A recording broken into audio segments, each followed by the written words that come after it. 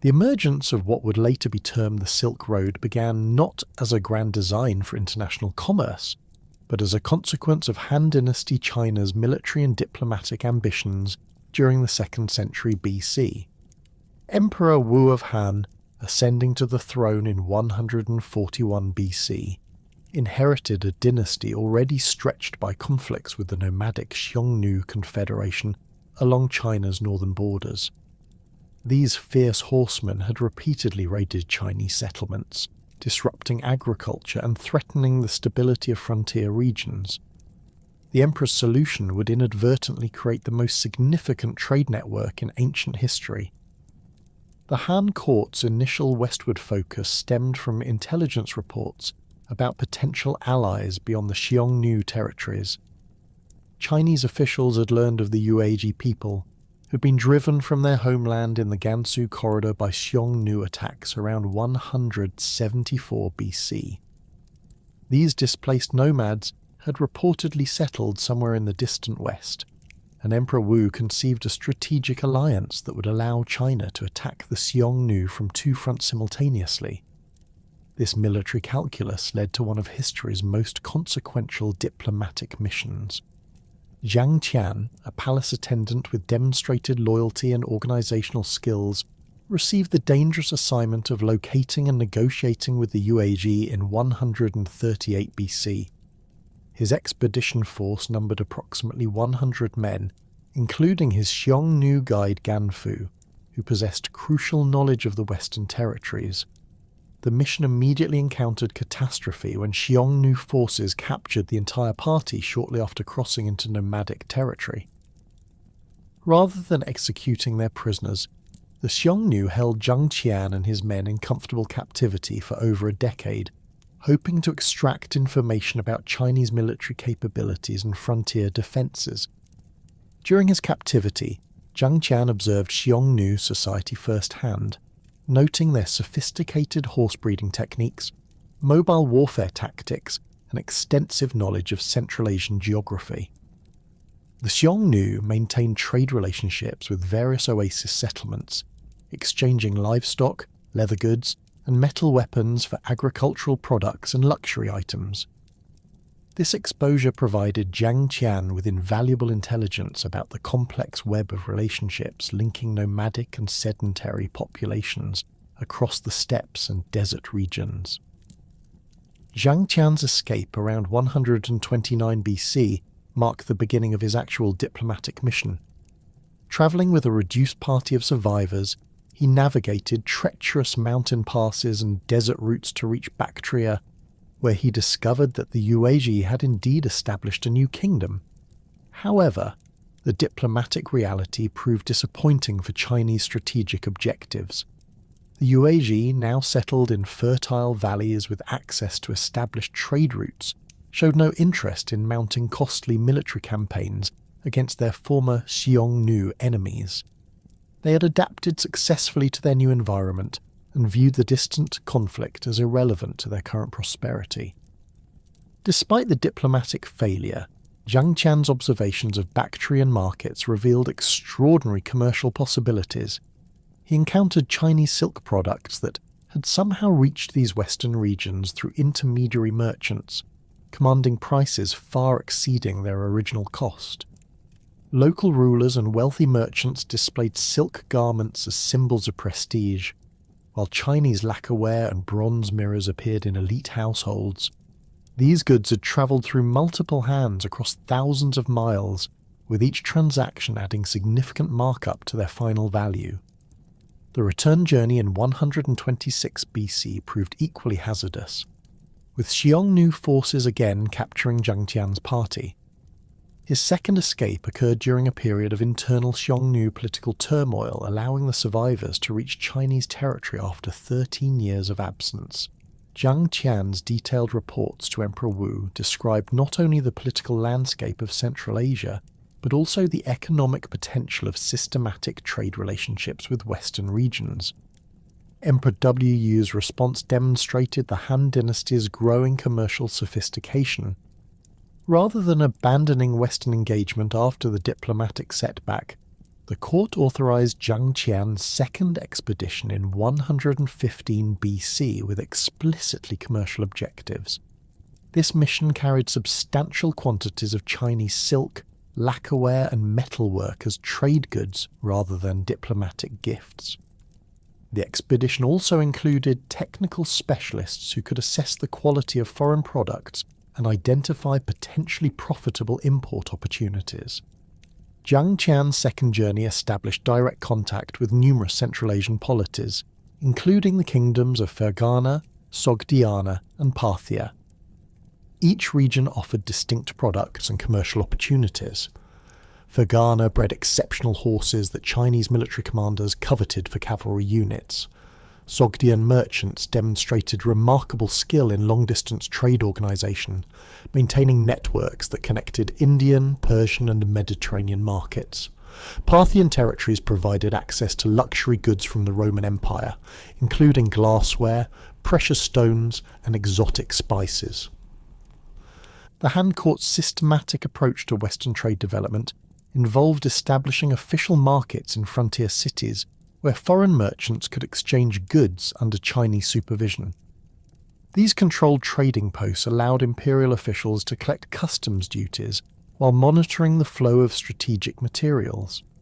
Chinese silk production, concentrated in the Yangtze River Valley and surrounding regions, could now reach Western markets through organised channels rather than random intermediary transactions. Silk manufacturing represented one of China's most closely guarded technological secrets. The complex process of silkworm cultivation, cocoon harvesting, and thread production required specialized knowledge passed down through generations of artisan families. Chinese authorities imposed severe penalties on anyone attempting to export silkworms or reveal production techniques to foreigners. This monopoly ensured that all silk reaching Western markets originated from Chinese sources, creating a dependable revenue stream for the imperial treasury. The formation of regular trade networks connecting Chinese production centres with Western markets required solving numerous logistical challenges. Merchants needed reliable information about route conditions, seasonal weather patterns, and political stability in transit regions. The Han government began maintaining diplomatic relationships with various Central Asian rulers, specifically to ensure safe passage for Chinese trading expeditions. These arrangements often involved annual tribute payments or gift exchanges that guaranteed protection for merchant caravans. Parthian merchants emerged as crucial intermediaries in the developing trade system. The Parthian Empire, stretching from the Euphrates River to eastern Iran, controlled key segments of the routes connecting Central Asia with Mediterranean markets. Parthian traders possessed extensive knowledge of Roman commercial preferences and could advise Chinese merchants about product modifications that would increase sales in Western markets. They also provided access to Roman silver coins, which became the preferred medium of exchange for high-value transactions across the trade network. Roman demand for Chinese silk grew steadily throughout the 1st century BC, driven by fashion trends among wealthy urban populations. Roman writers described silk as a luxury item that demonstrated the wearer's sophisticated taste and economic status. The fabric's lightweight and lustrous appearance made it particularly popular for women's clothing, while its rarity ensured continued high prices in Roman markets. This sustained demand created predictable profit opportunities for merchants willing to invest in long-distance silk transportation. The Tarim Basin emerged as the crucial geographical nexus for east-west trade during this foundational period. This vast depression, surrounded by some of the world's highest mountain ranges, contained a series of oasis cities that provided essential services for long-distance travellers. These settlements had developed around natural water sources fed by snowmelt from surrounding peaks, creating islands of fertility in otherwise harsh desert terrain. Kashgar, positioned at the western edge of the Tarim Basin, became the primary entry point for goods moving between Chinese territories and Central Asian markets. The city's location at the convergence of several mountain passes made it a natural gathering point for merchant caravans heading in multiple directions. Local rulers recognized the economic potential of their strategic position and invested in infrastructure improvements that attracted increased commercial traffic. Kashgar's markets featured specialized sections for different categories of goods, with silk merchants occupying the most prestigious locations near the city centre. Khotan, located along the southern rim of the Tarim Basin, developed particular expertise in jade processing and luxury textile production. The region's jade deposits had been exploited for centuries, but growing Chinese demand for high-quality jade objects created new commercial opportunities. Khotan's craftsmen developed sophisticated techniques for carving jade into decorative items specifically designed for Chinese markets. The city also became a secondary silk production centre, though using different techniques from Chinese methods and producing fabrics with distinct characteristics. Turpan, situated in a depression below sea level, offered unique advantages for long-distance travellers despite its extreme climate. The city's position provided access to reliable water sources and agricultural products, while its location allowed merchants to avoid some of the most difficult mountain crossings. Turpan's residents developed specialized knowledge of desert survival techniques, offering guide services and equipment that proved essential for crossing the Taklamakan Desert. The Taklamakan Desert presented the most formidable obstacle for east-west trade routes. This vast expanse of shifting sand dunes, with summer temperatures exceeding 120 degrees Fahrenheit and winter conditions dropping well below freezing, had claimed countless lives over the centuries. Successful desert crossing required careful timing, adequate water supplies, and experienced guides familiar with seasonal weather patterns. Merchants learned to travel during spring and autumn months, when temperatures remained manageable and sandstorms occurred less frequently. Navigation across the Taklamakan relied on a combination of celestial observation, landmark recognition, and local knowledge passed down through generations of desert travellers. Experienced guides could identify subtle terrain features invisible to untrained observers while understanding wind patterns that affected sand dune formation. The desert's southern and northern routes offered different advantages depending on seasonal conditions and political circumstances in various oasis cities. Water management represented the most critical survival skill for desert travellers. Caravans carried water in specially designed leather containers that minimized evaporation while remaining portable across long distances. Merchants learned to identify underground water sources and develop techniques for locating hidden springs that could replenish their supplies. The spacing between reliable water sources determined the maximum distance caravans could travel between oasis stops. The Pamir Mountains, known to ancient travellers as the roof of the world, presented equally challenging obstacles for trade route development. These towering peaks, with many summits exceeding 20,000 feet in elevation, created a formidable barrier between Central Asian steppes and the Indian subcontinent. Mountain passes remained closed by snow for much of the year, forcing merchants to time their crossings carefully to avoid being trapped by sudden weather changes. High-altitude travel required specialized equipment and techniques unknown to merchants accustomed to desert or steppe conditions. The thin air at extreme elevations caused altitude sickness in both humans and animals, while sudden temperature drops could prove fatal to inadequately prepared travellers. Merchants learned to acclimatize gradually to increasing elevations and develop techniques for recognizing dangerous weather conditions that could trap caravans in exposed mountain positions. Yak herds provided essential transportation services in high mountain regions where horses and camels could not function effectively. These hardy animals, adapted to extreme cold and high-altitude conditions, could carry substantial loads across terrain impassable to other domesticated animals.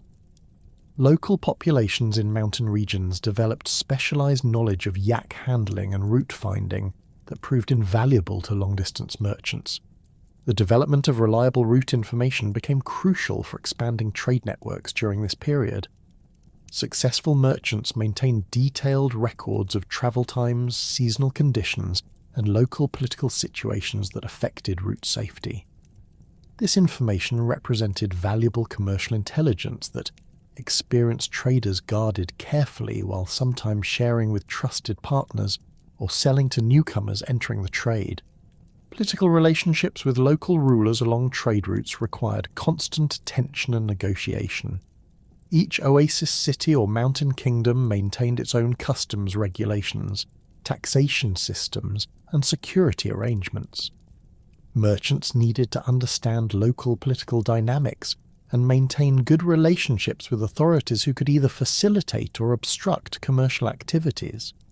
These relationships often involved regular gift exchanges, tribute payments, or other forms of diplomatic courtesy that added to the overall cost of long-distance trade.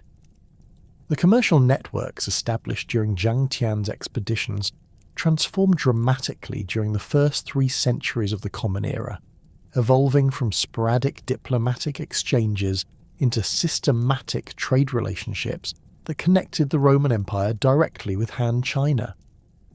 This transformation occurred as both empires reached unprecedented levels of prosperity and territorial control, creating the economic conditions necessary for sustained long-distance commerce despite the formidable geographical barriers separating East and West. Roman fascination with Chinese silk intensified considerably during the reign of Augustus, as the empire's expanding wealth created new markets for luxury goods among the senatorial class and wealthy merchants. Archaeological evidence from Pompeii reveals silk fragments in elite households, while contemporary Roman writers began documenting the social implications of silk consumption with increasing frequency. Pliny the Elder complained that Roman gold flowed eastward to pay for silk, estimating that the empire spent 50 million sestertii annually on silk imports alone. This figure, representing roughly 1% of the imperial treasury's annual revenue, demonstrates the extraordinary scale of Roman silk demand during the early imperial period. The Roman preference for silk stemmed from multiple factors beyond mere fashion considerations. The fabric's exceptional lightness made it ideal for the Mediterranean climate, while its lustrous appearance complemented Roman aesthetic preferences for materials that displayed wealth through subtle elegance rather than ostentatious display. Roman women particularly favoured silk for its draping qualities, which enhanced the flowing lines of traditional Roman garments. The fabric's rarity also served important social functions, allowing wealthy families to demonstrate their economic status through clothing choices that clearly distinguished them from lower social classes. Roman merchants developed sophisticated techniques for marketing Chinese silk to maximize profits within the empire's established commercial networks. They discovered that Roman consumers preferred silk dyed in specific colors, particularly deep purples and rich reds that complemented Roman color symbolism. This market intelligence traveled back along trade routes, influencing Chinese production decisions and creating the first examples of international market adaptation in silk manufacturing. Chinese artisans began producing silk specifically for Roman tastes, using dyeing techniques that created colours unavailable in domestic Chinese markets. The Parthian Empire's strategic position between Roman and Chinese territories allowed Parthian merchants to establish themselves as indispensable intermediaries in the silk trade. Parthian traders maintained permanent representatives in both Roman Syria and Chinese frontier cities, creating communication networks that transmitted market information across thousands of miles. These merchant families developed expertise in currency exchange, language interpretation, and diplomatic protocols that proved essential for facilitating transactions between parties who rarely met face-to-face. Parthian control over Western trade route segments enabled them to implement sophisticated pricing strategies that maximized their profits, while maintaining sufficient price predictability to encourage continued Roman investment in silk purchases. They established standardized markup rates for different categories of goods, with silk commanding the highest premiums due to its exceptional demand in Roman markets. Parthian merchants also developed quality grading systems that allowed Roman buyers to specify desired silk characteristics without physically examining the goods before purchase. The Parthian taxation system along trade routes created both obstacles and opportunities for long-distance commerce. Parthian authorities collected custom duties at multiple points along major trade routes, but they also provided security services and maintained infrastructure that reduced overall transportation costs. Parthian investment in road construction, bridge maintenance, and way station development created more reliable travel conditions that reduced the risks associated with long-distance commerce. These improvements allowed merchant caravans to travel faster and carry larger loads, partially offsetting the impact of taxation on final prices. Parthian diplomatic relationships with various Central Asian kingdoms proved crucial for maintaining stable trade conditions during periods of political instability. When local conflicts disrupted specific route segments, Parthian officials could negotiate alternative arrangements or provide military escorts for merchant caravans. These services commanded premium fees, but they ensured that trade could continue even during periods of regional warfare or political upheaval. The rise of the Sassanid Empire in 224 AD initially disrupted established trade patterns as new rulers implemented different policies toward long-distance commerce. However, the Sassanids quickly recognized the revenue potential of silk trade taxation and developed even more systematic approaches to managing trans-Asian commerce. Sassanid officials created standardized documentation requirements for merchant caravans, established fixed fee schedules for various services, and implemented quality control measures that reduced disputes between buyers and sellers. Sassanid investment in trade infrastructure exceeded Parthian efforts in both scale and sophistication. The new empire constructed caravanserais at regular intervals along major routes, providing standardized accommodations and services for traveling merchants. These facilities included secure storage areas for valuable goods, maintenance services for pack animals, and meeting spaces where merchants could negotiate transactions with local representatives. The caravanserais also served as information centres, where travellers could obtain current intelligence about route conditions, political developments, and market opportunities in distant cities. The development of standardized weights and measures across different regions represented one of the most significant achievements of the classical period trade networks. This standardization emerged from practical necessity as merchants struggled with the complexity of converting between different measurement systems used by various kingdoms and city-states along trade routes. Roman merchants accustomed to standardized imperial measurements found themselves dealing with Chinese units based on entirely different mathematical principles, while Central Asian traders used systems derived from various local traditions. Chinese officials took the initiative in promoting measurement standardization by establishing reference weights and measures in frontier trading cities that foreign merchants could use for verification purposes. These standards, based on Han imperial measurements, provided reliable benchmarks for international transactions. Chinese authorities also trained local officials in conversion techniques that allowed them to translate between Chinese and foreign measurement systems accurately. The adoption of standardized silver currency for high-value transactions solved many of the practical problems associated with long-distance trade. Roman silver coins, particularly denarii and aurei, gained acceptance throughout Central Asian markets due to their consistent weight and purity standards. Chinese merchants learned to evaluate Roman coins based on silver content rather than nominal values, creating a de facto international currency system based on precious metal weight rather than political authority. Sassanid merchants developed sophisticated banking techniques that reduced the risks associated with transporting large quantities of coins across dangerous territories. They established credit arrangements that allowed merchants to deposit silver in Sassanid cities and withdraw equivalent amounts in distant locations, effectively creating the first international banking system. These arrangements required extensive record-keeping and communication networks, but they dramatically reduced the security risks and transportation costs associated with moving precious metals across thousands of miles.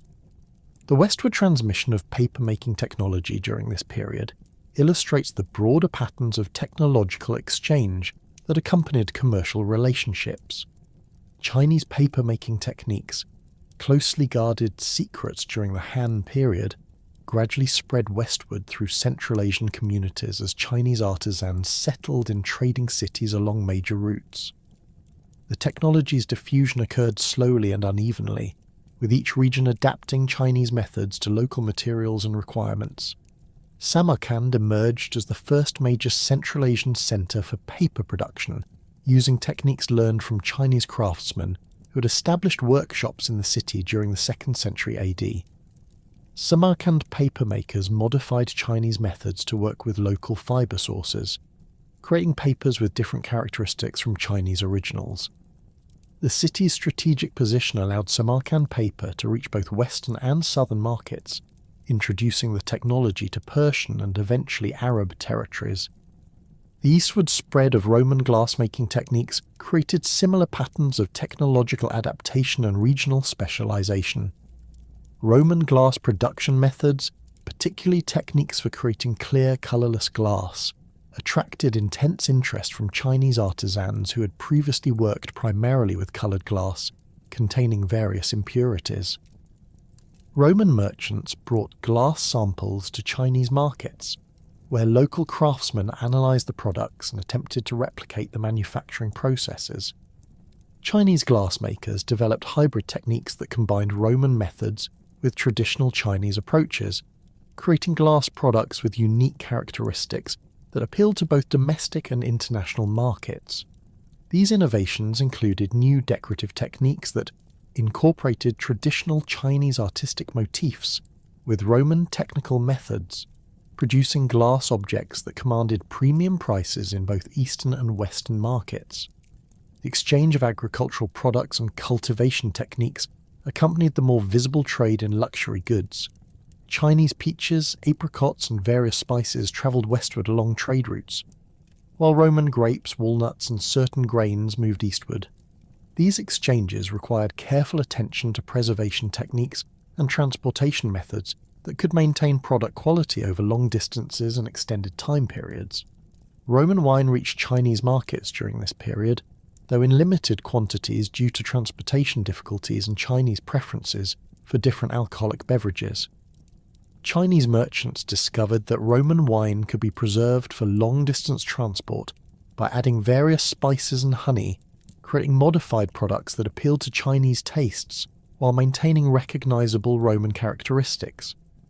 The transmission of medical knowledge and pharmaceutical products created another important dimension of classical period exchanges.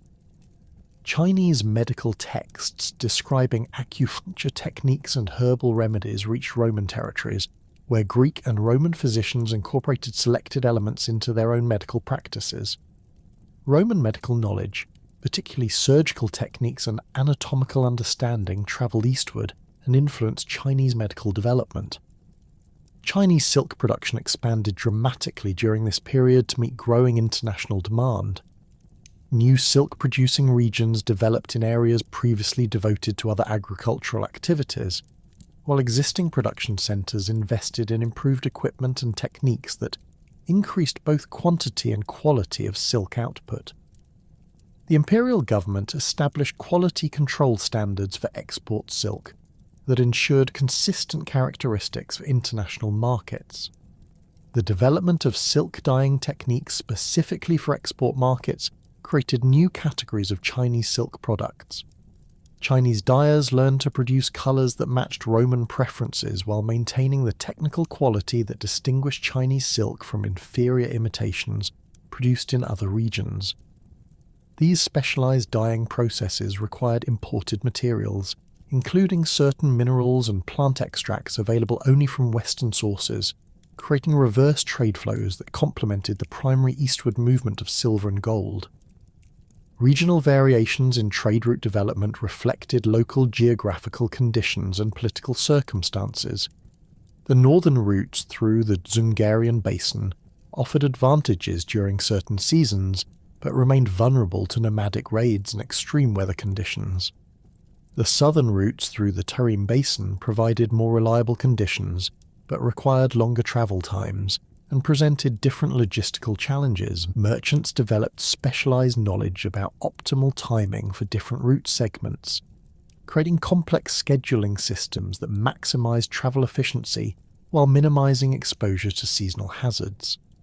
This expertise became valuable commercial intelligence that successful merchants guarded carefully while sometimes sharing with trusted partners or selling to competitors for substantial fees. The merchant communities that had established themselves across Central Asian trading cities during the classical period created an unexpected foundation for one of history's most significant religious transformations. These commercial networks, initially focused on silk, precious metals, and luxury goods, became the primary conduits for Buddhist ideas, texts, and artistic traditions spreading from India through Central Asia into China. The process began during the 1st century AD, when Indian Buddhist monks discovered that the same caravan routes carrying Chinese silk westward could transport religious teachings eastward with equal efficiency. Buddhist transmission along the Silk Road differed fundamentally from the religion's earlier spread within the Indian subcontinent. Rather than moving through established political structures or existing religious hierarchies, Buddhism travelled through commercial networks where merchants from different cultural backgrounds regularly interacted and exchanged not only goods but ideas, customs, and beliefs. This commercial context shaped how Buddhism adapted to new environments and influenced the particular forms the religion took as it moved across diverse cultural landscapes. The Kushan Empire, which controlled crucial segments of the trade routes during the 1st through 3rd centuries AD, played a decisive role in facilitating Buddhist expansion. Kushan rulers, themselves converts to Buddhism, actively promoted the religion while simultaneously encouraging commercial development. Emperor Kanishka, ruling from approximately 127 to 150 AD, exemplified this dual commitment by commissioning Buddhist art and architecture while maintaining policies that attracted merchants from across the known world to Kushan territories. Kanishka's capital at Peshawar became a major centre for both Buddhist scholarship and international commerce. The city's monasteries housed monks from India, Central Asia, and China who collaborated on translating Sanskrit Buddhist texts into various local languages. These translation projects required extensive knowledge of multiple languages and cultures, skills that the international merchant communities possessed in abundance. Merchants often served as interpreters and cultural mediators, helping monks understand local customs and religious practices that needed to be considered when adapting Buddhist teachings for new audiences. The Gandhara region, encompassing parts of modern Pakistan and Afghanistan, emerged as the primary artistic centre, where Buddhist iconography absorbed influences from Greek, Roman, Persian, and Central Asian artistic traditions. This cultural synthesis occurred because Gandhara's position along major trade routes brought together artisans and patrons from diverse backgrounds who contributed different aesthetic preferences and technical skills to Buddhist art production. The resulting Gandhara school of Buddhist art featured realistic human figures with Greek-influenced facial features, Roman-style drapery, and Persian decorative motifs, creating a distinctive international artistic language. Gandhara sculptors developed standardized iconographic conventions for depicting Buddhist figures that could be understood across different cultural contexts. These artistic standards travelled along trade routes with merchant caravans, spreading consistent visual representations of Buddhist concepts to distant regions. A merchant familiar with Gandhara Buddhist art could recognise similar iconographic elements in Buddhist sculptures produced in Khotan, Kucha or Chang'an, creating visual continuity across the vast geographical expanse of the Silk Road network. The monastery complex at Bamiyan, situated in a strategic mountain valley connecting Central Asian steppes with Indian territories, became one of the most important Buddhist centres along the trade routes. The site's massive Buddha statues, carved directly into cliff faces during the 3rd through 6th centuries AD, served multiple functions beyond their obvious religious significance. These monuments marked Bamiyan's location for travellers navigating through complex mountain terrain, while their impressive scale demonstrated the wealth and devotion of the local Buddhist community to passing merchants and pilgrims. Bamiyan's monasteries provided essential services for long-distance travellers, including secure accommodation, medical care, and spiritual guidance. The monks maintained detailed knowledge of regional geography and seasonal travel conditions, offering route advice that proved invaluable for merchant caravans attempting to cross dangerous mountain passes. This practical assistance created positive relationships between Buddhist communities and commercial networks, encouraging merchants to support monastery construction and maintenance through donations and patronage. The monastic communities at Bamiyan developed sophisticated agricultural and craft production systems that made them largely self-sufficient while generating surplus goods for trade. Monks produced high-quality textiles, metalwork, and agricultural products that commanded premium prices in regional markets. These economic activities provided monasteries with steady income streams that supported their religious functions, while demonstrating Buddhist principles of productive labour and community service. Buddhist merchants played crucial roles in transmitting religious ideas because their commercial activities required them to build trust relationships with trading partners from different cultural backgrounds. These business relationships often evolved into discussions about philosophical and religious topics, creating opportunities for Buddhist merchants to share their beliefs with interested colleagues. The gradual, personal nature of these exchanges proved more effective than formal missionary activities in many contexts. Sogdian merchants, who dominated much of the Central Asian trade during the 4th through 8th centuries AD, became particularly important agents of Buddhist transmission. Their extensive commercial networks connected Buddhist communities across thousands of miles, while their linguistic skills enabled them to translate Buddhist concepts between different languages and cultural contexts. Sogdian Buddhist merchants established temples and monasteries in cities throughout Central Asia, creating a network of religious institutions that supported both spiritual and commercial activities. The Sogdian language became a lingua franca for Buddhist texts and correspondence across Central Asia during this period.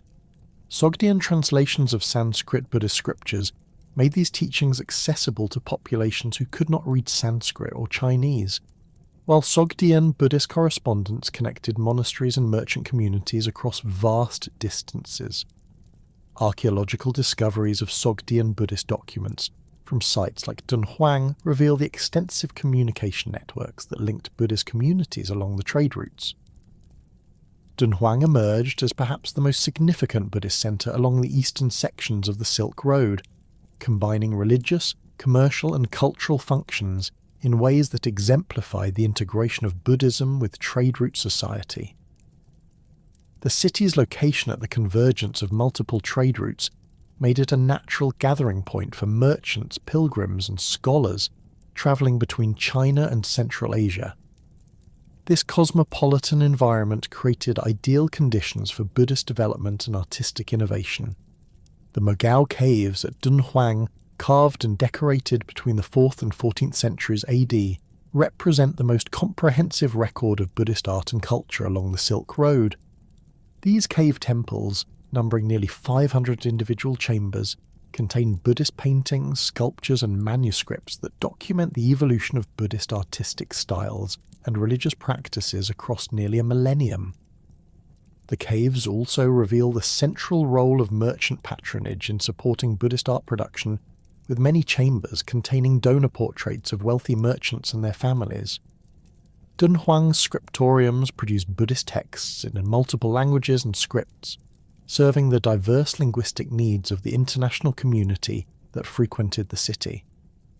Monks and scribes working in Dunhuang created Chinese translations of Sanskrit and Central Asian Buddhist texts, while also producing original commentaries and interpretations that reflected local understanding of Buddhist teachings. The famous library cave at Dunhuang, sealed in the 11th century and rediscovered in 1900, contained over 40,000 manuscripts and printed documents that provide unprecedented insight into Buddhist intellectual life along the Silk Road. The transmission of Buddhism to China required extensive adaptation of Indian religious concepts to Chinese philosophical and cultural frameworks. This process involved not just translation of Sanskrit terms into Chinese language, but fundamental reinterpretation of Buddhist ideas to make them comprehensible within Chinese intellectual traditions. Early Chinese Buddhist translators struggled with concepts like karma and rebirth that had no direct equivalents in Chinese thought, leading to creative solutions that combined Buddhist and Chinese ideas in new ways. Kumarajiva, a Buddhist monk from Kucha who reached Chang'an in 401 AD, revolutionized Chinese Buddhism through his translation work and teaching activities. Born to an Indian father and Kuchean mother, Kumarajiva possessed the multicultural background necessary to bridge Indian Buddhist scholarship with Chinese intellectual traditions. His translations of major Mahayana texts, including the Lotus Sutra and works by Nagarjuna, established Chinese Buddhist terminology and interpretative frameworks that influenced Chinese Buddhism for centuries. Kumarajiva's translation methodology emphasized meaning over literal accuracy, allowing him to render complex Sanskrit philosophical concepts in Chinese terms that captured essential Buddhist ideas while remaining comprehensible to Chinese readers. His translation team, which included both Chinese and Central Asian scholars, developed systematic approaches to handling Sanskrit terms that had no Chinese equivalents. These innovations created a distinctively Chinese Buddhist vocabulary that enabled the religion to develop independently of its Indian origins. The Chinese Buddhist pilgrim Faxian, who travelled from China to India between 399 and 414 AD, documented the extensive Buddhist communities he encountered along the Silk Road routes. His detailed travel account describes flourishing monasteries in cities like Khotan, Kashgar, and Gandhara, revealing how completely Buddhism had integrated into the commercial and cultural life of these trading centres. Faxian's observations provide crucial evidence for understanding how Buddhism functioned within Silk Road society during the early 5th century AD. Faxian's journey illustrates the close connections between commercial and religious travel along the Silk Road. He frequently travelled with merchant caravans for security and logistical support, while his religious status provided him with accommodation and assistance from Buddhist communities along his route. His account describes the practical arrangements that enabled long-distance religious travel, including the network of monasteries that provided hospitality for travelling monks and pilgrims. The most famous Chinese Buddhist pilgrim, Xuanzang, undertook his journey to India between 629 and 645 AD during the Tang Dynasty's Golden Age. His travels coincided with a period of unprecedented prosperity and cultural exchange along the Silk Road, allowing him to observe Buddhist communities at their peak of development and influence. Xuanzang's detailed records provide comprehensive documentation of Buddhist institutions, practices and scholarly activities across Central Asia and India during the 7th century AD. Xuanzang's translation work after his return to China represented the culmination of several centuries of Chinese Buddhist development. His translations, produced with support from the Tang imperial court, achieved unprecedented accuracy and completeness in rendering Sanskrit Buddhist texts into Chinese. The Translation Bureau established for Xuanzang's work employed dozens of scholars fluent in Sanskrit, Chinese, and various Central Asian languages, creating the most sophisticated translation operation in medieval history. The artistic traditions that developed at Buddhist sites along the Silk Road reflected the cosmopolitan nature of these trading communities. Buddhist art in cities like Kizil, Kumtura, and Bezeklik incorporated artistic elements from India, Persia, Central Asia, and China, creating distinctive regional styles that could not have developed in isolation from the cultural exchanges facilitated by long-distance trade. These artistic syntheses demonstrate how Buddhism served as a vehicle for broader cultural integration across the Silk Road network. The cave temples at Kizil dating from the 3rd through 8th centuries AD contain some of the finest examples of Central Asian Buddhist art. The paintings in these caves combine Indian Buddhist iconography with Persian decorative motifs and Central Asian artistic techniques, creating a unique aesthetic that influenced Buddhist art development across the region. The Kizil paintings also reveal the ethnic diversity of Buddhist communities, depicting donors and worshippers with distinctly different facial features and clothing styles, representing various Central Asian populations. Buddhist monasteries along the trade routes developed economic functions that extended far beyond their religious activities. These institutions served as banks, providing secure storage for merchants' valuables and offering credit arrangements for commercial transactions. Monasteries also functioned as information centres, where merchants could obtain current intelligence about market conditions, political developments, and route safety in distant regions. These services created mutually beneficial relationships between Buddhist communities and commercial networks. The integration of Buddhist institutions into Silk Road economic systems enabled monasteries to accumulate substantial wealth that supported ambitious construction projects and artistic commissions.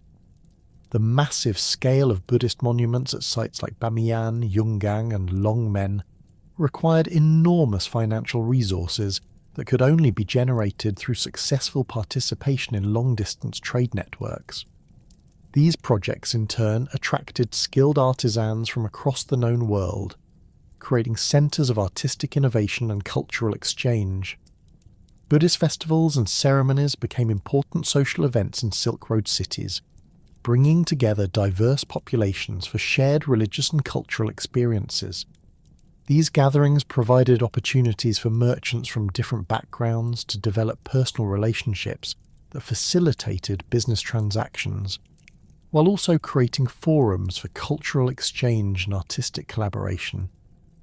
The international character of Buddhist communities along the trade routes made these religious institutions natural centres for cross-cultural interaction and communication. The decline of Buddhism in Central Asia during the 8th through 10th centuries AD coincided with changing political and economic conditions that disrupted the traditional patterns of Silk Road trade. The rise of Islamic powers in Central Asia created new religious and cultural dynamics, while political instability reduced the security and profitability of long-distance commerce.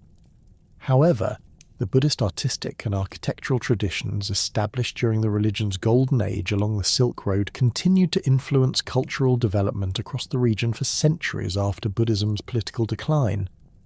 The establishment of the Tang Dynasty in 618 AD marked the beginning of the most prosperous and culturally dynamic period in Silk Road history. Unlike their predecessors, the Tang emperors pursued an aggressive expansionist policy that extended Chinese control deep into Central Asia, creating the largest empire in Chinese history and establishing direct administrative control over vast stretches of the trade routes that had previously operated under loose diplomatic arrangements. Emperor Taizong's military campaigns during the 630s and 640s AD systematically conquered the Tarim Basin kingdoms that had maintained semi-independent status for centuries. The conquest of Gaochang in 640 AD eliminated the last major independent power in the eastern Tarim Basin, while subsequent campaigns against Kucha, Kashgar, and other oasis cities brought the entire region under direct Chinese administration. These conquests differed from earlier Chinese involvement in Central Asia, which had relied primarily on tributary relationships and diplomatic alliances rather than direct territorial control. The Tang Protectorate system, known as the Protectorate General to pacify the West, established Chinese military garrisons and administrative centres throughout Central Asia. The Protectorate headquarters at Kucha controlled a network of fortified positions extending from Dunhuang in the east to Samarkand in the west, with subsidiary commands at Kashgar, Khotan and Karashar. Each garrison maintained several hundred Chinese soldiers supported by local auxiliary troops. creating a military presence capable of protecting trade routes and enforcing imperial policies across thousands of miles of territory. Chinese military engineers constructed an extensive network of beacon towers and fortified way stations that provided communication and logistical support for the Protectorate forces.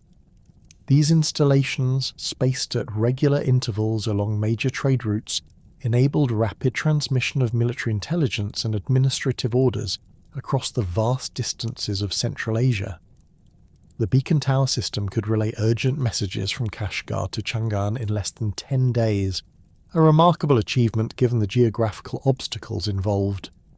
The Protectorate system required unprecedented administrative sophistication to govern the diverse populations and complex economic relationships of Central Asian territories. Chinese officials developed specialized knowledge of local languages, customs, and legal traditions, while implementing imperial policies that accommodated regional variations in social organization and economic practices. The Tang legal code was modified to address situations unique to Central Asian territories, including regulations for managing international trade, resolving disputes between merchants from different countries, and maintaining security along caravan routes. Chang'an, the Tang capital, experienced explosive growth during this period as it became the eastern terminus of an integrated trade network extending across the entire Eurasian continent. The city's population reached approximately 1 million inhabitants by 700 AD, making it the largest city in the world at that time. Chang'an's cosmopolitan character reflected its position at the centre of international trade networks, with foreign merchants, diplomats and scholars comprising a significant portion of the urban population. The Western market in Chang'an occupied over 1,600 acres and contained more than 3,000 shops organised into specialised sections for different categories of goods. The market's international character was immediately apparent to visitors, who encountered merchants speaking dozens of languages while selling products from across the known world. Persian carpets, Indian spices, Central Asian horses, and Byzantine goldwork competed for space with Chinese silk, porcelain, and lacquerware in a commercial environment unlike anything previously seen in human history. Foreign merchants in Chang'an established permanent communities with their own temples, schools, and social organizations that maintained cultural connections to their homelands while adapting to Chinese urban life. The Sogdian merchant community, numbering several thousand individuals, constructed elaborate mansions in the city's western districts and commissioned Chinese artisans to create hybrid architectural styles that combined Central Asian and Chinese design elements. These residences featured traditional Chinese courtyard layouts with Persian-influenced decorative motifs and Central Asian furniture arrangements. The Tang government's policies toward foreign merchants reflected a sophisticated understanding of international commerce that balanced revenue generation with the need to maintain attractive conditions for long-distance traders. Imperial officials established standardized taxation rates for imported goods that were high enough to generate substantial government revenue, but not so excessive as to discourage trade. The government also provided security services, maintained commercial infrastructure, and offered legal protections that made Chang'an an attractive destination for merchants from across Eurasia. Tang customs officials developed detailed classification systems for imported goods that enabled precise taxation while preventing disputes over commodity categories and valuations. These systems required extensive knowledge of foreign products and manufacturing techniques, leading to the creation of specialized bureaucratic positions for officials with international commercial expertise. The government maintained reference collections of foreign goods that customs officials could use to verify the authenticity and quality of imported merchandise. The diversification of trade goods during the Tang period transformed the character of Silk Road commerce from its earlier focus on luxury items for elite consumers. While silk remained an important export product, Chinese merchants began shipping porcelain, tea, paper, and various manufactured goods that appealed to broader market segments in foreign countries. This diversification reflected both increased production capacity in China and growing demand for Chinese products among middle-class consumers in Central Asian and Middle Eastern markets. Chinese porcelain production expanded dramatically during the Tang period as potters developed new techniques for creating high-quality ceramics that could survive the rigours of long-distance transportation. Tang porcelain featured distinctive glazes and decorative styles that appealed to foreign consumers while maintaining the technical superiority that distinguished Chinese ceramics from products manufactured in other regions. The development of specialized packing techniques using straw, silk padding, and wooden containers enabled porcelain to reach distant markets without significant breakage. Tea cultivation and processing emerged as major Chinese export industries during the Tang period, introducing this beverage to Central Asian and Middle Eastern populations who had previously been unfamiliar with tea consumption. Chinese merchants discovered that tea's lightweight and high value made it ideal for long-distance trade, while its preservation qualities enabled it to maintain quality during extended transportation periods. The development of compressed tea bricks specifically for export markets created standardized products that could be easily transported and traded. The westward transmission of paper-making technology accelerated during the Tang period as Chinese artisans established workshops in Central Asian cities under imperial sponsorship. These government-supported technology transfers were designed to create local paper production capacity that could support Chinese administrative activities while generating additional export revenue. The paper workshops at Samarkand, established with Chinese technical assistance during the 8th century AD, became major suppliers for Middle Eastern markets and contributed to the eventual spread of paper-making technology to the Islamic world. Incoming trade goods reflected the unprecedented geographical scope of Tang commercial networks. Arabian horses, prized for their speed and endurance, arrived in Chang'an through Central Asian intermediaries who had developed specialized knowledge of equine breeding and training. These horses commanded enormous prices in Chinese markets, where military officials and wealthy civilians competed to acquire animals with superior bloodlines and proven performance capabilities. Precious stones from various regions created new categories of luxury goods in Chinese markets. Lapis lazuli from Afghanistan, rubies from Burma, and pearls from the Persian Gulf reached Chang'an through complex trading networks that involved multiple intermediaries and transportation methods. Chinese artisans developed new jewelry-making techniques specifically designed to showcase these foreign gemstones, creating hybrid artistic styles that combine traditional Chinese metalworking with international decorative elements. Spices and aromatics from India and Southeast Asia transformed Chinese cuisine and religious practices during this period. Black pepper, cardamom, and various other spices that had previously been unknown in China became important ingredients in both imperial court cuisine and popular cooking. The importation of frankincense and other aromatic substances supported the expansion of Buddhist religious practices while creating new categories of luxury consumption among wealthy Chinese families. The cultural flowering that occurred along the Silk Road during the Tang period reflected the unprecedented level of international interaction facilitated by political stability and economic prosperity. Chinese poets, musicians and artists absorbed influences from Central Asian traditions while contributing their own innovations to the cosmopolitan culture that developed in major trading cities. This cultural synthesis produced artistic achievements that could not have emerged in isolation from the international exchanges enabled by long-distance trade. Tang poetry reached its greatest heights during this period, with poets like Li Bai and Du Fu creating works that incorporated imagery and themes derived from their exposure to foreign cultures and landscapes.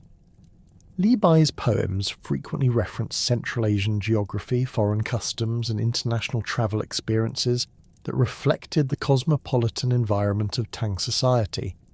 His famous poem, The Road to Shu, drew upon his knowledge of the dangerous mountain routes that connected China with Central Asian territories, creating literary works that captured the adventurous spirit of the Silk Road era. Musical exchanges between Chinese and Central Asian traditions produced new instrumental techniques and compositional styles that influenced court entertainment and popular culture. The pipa, a stringed instrument derived from Central Asian prototypes, became central to Tang court music while undergoing modifications that adapted it to Chinese musical preferences. Chinese musicians learned Central Asian playing techniques, while developing new musical forms that combined Chinese melodic structures with foreign rhythmic patterns. Dance traditions from various Central Asian cultures merged with Chinese performance styles to create new forms of entertainment that became popular in both court and commercial contexts. The Western region dance performed in Tang palaces incorporated movements, costumes and musical accompaniment derived from Sogdian, Persian and Turkish traditions while maintaining Chinese aesthetic principles. These performances required extensive cultural knowledge and artistic skill, creating new categories of professional entertainers who specialized in international performance styles. The Tang imperial court's patronage of international artists and scholars created an environment that encouraged cultural innovation and artistic experimentation. Foreign musicians, painters and craftsmen received imperial commissions that provided them with resources and status, while exposing Chinese audiences to artistic traditions from across Eurasia. The court maintained workshops where Chinese and foreign artisans collaborated on projects that combined different technical traditions and aesthetic approaches. Religious architecture along the Silk Road during the Tang period reflected the diverse spiritual traditions that coexisted in the cosmopolitan trading cities. Buddhist temples incorporated architectural elements from Indian, Persian and Central Asian traditions, while maintaining Chinese structural principles. The giant wild goose pagoda in Chang'an, built to house Buddhist scriptures brought from India by Xuanzang, exemplified the international character of Tang religious architecture through its combination of Chinese construction techniques with Indian influence proportions and decorative elements. Zoroastrian fire temples in Chinese cities served Persian merchant communities while introducing Chinese populations to foreign religious practices and architectural styles. These temples featured distinctive design elements that accommodated Zoroastrian ritual requirements while conforming to Chinese building regulations and aesthetic preferences. The coexistence of multiple religious traditions in Tang cities created unprecedented opportunities for theological dialogue and philosophical exchange. The Nestorian Christian community in Chang'an constructed churches that combined Byzantine architectural principles with Chinese construction techniques and decorative styles. The famous Nestorian stele, erected in 781 AD, documented the history of Christianity in China while demonstrating the sophisticated theological knowledge that developed through contact between Chinese and Middle Eastern Christian traditions. The stele's bilingual inscription in Chinese and Syriac reflected the multicultural character of religious communities along the Silk Road. Islamic merchants and scholars began appearing in Chinese cities during the later Tang period, introducing another major religious tradition to the cosmopolitan mix of Silk Road society. The construction of the first mosques in Chinese territory required architectural innovations that adapted Islamic spatial requirements to Chinese building traditions and urban planning principles. These early mosques established precedents for Islamic architecture in China that influenced religious building design for centuries. The Tang government's policies toward foreign religions reflected a pragmatic approach that balanced tolerance for diversity with concern for social stability and political control. Imperial officials generally permitted foreign religious practices as long as they did not challenge political authority or disrupt social order. This tolerance created an environment where different religious traditions could coexist and interact, leading to theological exchanges and philosophical syntheses that enriched the intellectual life of Silk Road communities. Commercial law during the Tang period evolved to address the complex legal issues that arose from international trade relationships. Chinese legal officials developed expertise in foreign commercial practices and contractual arrangements, while creating new legal procedures for resolving disputes between merchants from different countries with different legal traditions. The Tang legal code included specific provisions for international commercial transactions that established precedents for medieval international trade law. The standardization of weights, measures, and currency across Tang territories facilitated commercial transactions while reducing opportunities for fraud and disputes. Imperial officials established reference standards in major trading cities that merchants could use to verify the accuracy of their measuring equipment and currency. These standards were regularly updated and maintained by specialized bureaucratic offices that ensured consistency across the vast geographical extent of the Tang Empire. Banking and credit arrangements became increasingly sophisticated during this period, as merchants developed new financial instruments to manage the risks and complexities of long-distance trade.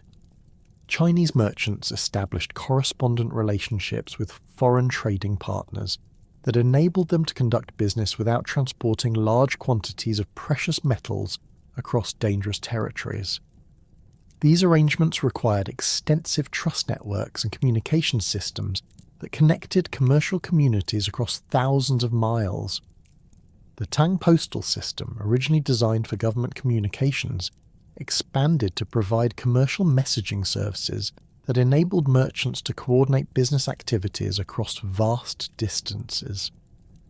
The system's network of post stations and relay riders could transmit commercial correspondence from Chang'an to Central Asian cities in a matter of weeks, enabling business relationships that would have been impossible without reliable communication infrastructure. The decline of Tang authority in Central Asia during the mid-8th century created a power vacuum that Arab military forces rapidly exploited, fundamentally altering the political, commercial, and cultural landscape of the Silk Road.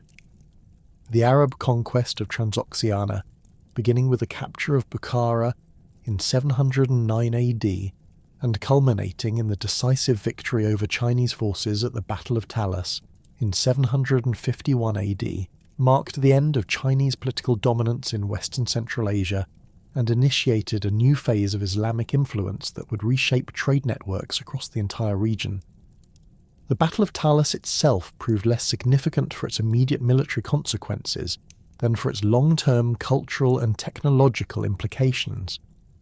The Arab victory, achieved through superior cavalry tactics and strategic alliance with local Turkic forces dissatisfied with Chinese rule, resulted in the capture of numerous Chinese prisoners, including skilled artisans and craftsmen whose knowledge would prove invaluable to Islamic technological development. Among these prisoners were papermakers whose expertise enabled the establishment of paper production facilities in Samarkand, marking the beginning of paper-making technology's westward transmission into the Islamic world. The Umayyad and subsequent Abbasid administrations approached Central Asian governance with pragmatic flexibility that differed markedly from earlier Chinese administrative methods. Rather than imposing uniform Islamic law across diverse populations, Arab administrators developed accommodating policies that permitted local customs to continue alongside Islamic practices, provided they did not directly contradict fundamental Islamic principles. This approach proved particularly effective in maintaining commercial relationships with non-Muslim merchants and communities whose participation remained essential for trade network operations. The conversion process in Central Asian territories proceeded gradually and unevenly, often following commercial and social networks rather than administrative boundaries. Sogdian merchant families, recognizing the advantages of religious affiliation with the new ruling elite, frequently adopted Islam while maintaining their established business relationships and commercial practices. These conversions created hybrid cultural forms that combined Islamic religious observance with traditional Central Asian commercial customs and social arrangements. Samarkand emerged as the preeminent Islamic commercial centre in Central Asia during the 9th and 10th centuries, surpassing even Baghdad in certain categories of international trade. The city's strategic position at the convergence of routes from China, India, Persia, and the Middle East made it an ideal location for the complex commercial operations that characterized Islamic period trade. Samarkand's markets specialized in high-value goods requiring sophisticated commercial expertise, including Chinese silk, Indian precious stones, Persian carpets, and various luxury manufactured products from across the Islamic world. The Samanid dynasty, ruling from Bukhara between 875 and 999 AD, created the most successful synthesis of Islamic governance with Central Asian commercial traditions. The Samanids maintained nominal allegiance to the Abbasid Caliphate while exercising practical independence in managing their territory's economic and commercial affairs. Their policies actively encouraged long-distance trade through infrastructure investment, legal standardization, and diplomatic arrangements that facilitated merchant activities across their extensive territories. Samanid silver mines in the Panjshir Valley and other locations provided the monetary foundation for expanded commercial activities throughout Central Asia and beyond. The consistent quality and weight of Samanid silver dirhams made them the preferred currency for international transactions across a vast geographical area extending from the Baltic Sea to the Indian Ocean. Archaeological evidence reveals Samanid coins in Scandinavian hoards, indicating the remarkable geographical scope of trade networks that utilized Samanid silver as a medium of exchange. The standardization of Islamic commercial law across Central Asian territories eliminated many of the legal complexities that had previously complicated international trade relationships. Islamic legal scholars developed comprehensive frameworks for handling commercial disputes, contractual arrangements, and partnership agreements that could be applied consistently across different regions and cultural contexts. The concept of the Islamic Ummah, or community of believers, created legal presumptions of trustworthiness and shared obligations that facilitated business relationships between merchants who had never met personally. The development of the Hawala system during this period revolutionized long-distance commercial finance by enabling merchants to transfer funds across vast distances without physically transporting precious metals or coins. This system relied on networks of trusted agents who maintained detailed records of financial obligations and periodically settled accounts through various compensation mechanisms. A merchant in Bukhara could deposit silver with a local Hawala agent and authorize a colleague in Damascus to collect equivalent value from the agent's correspondent, eliminating the risks and costs associated with transporting currency across dangerous territories. Hawala operations required extensive communication networks and sophisticated record-keeping systems that connected commercial communities across the Islamic world. The system's effectiveness depended on the reliability of participating agents and the accuracy of exchange rate information transmitted between different commercial centres. Islamic merchants developed standardized procedures for calculating exchange rates, accounting for transportation costs, and managing the timing differences involved in long-distance financial transactions. The integration of Islamic territories into existing Silk Road networks proceeded through gradual modification of established commercial practices rather than wholesale replacement of existing systems. Islamic merchants learned to work within traditional Central Asian trading customs while introducing new financial instruments and legal frameworks that enhanced commercial efficiency. This pragmatic approach enabled Islamic commercial expansion without disrupting the fundamental economic relationships that sustained long-distance trade. Bukhara's rise as a major intellectual centre complemented its commercial importance, creating a unique environment where Islamic scholarship flourished alongside international trade activities. The city's madrasas attracted students from across the Islamic world, while its libraries preserved and transmitted classical texts from Greek, Persian and Indian sources.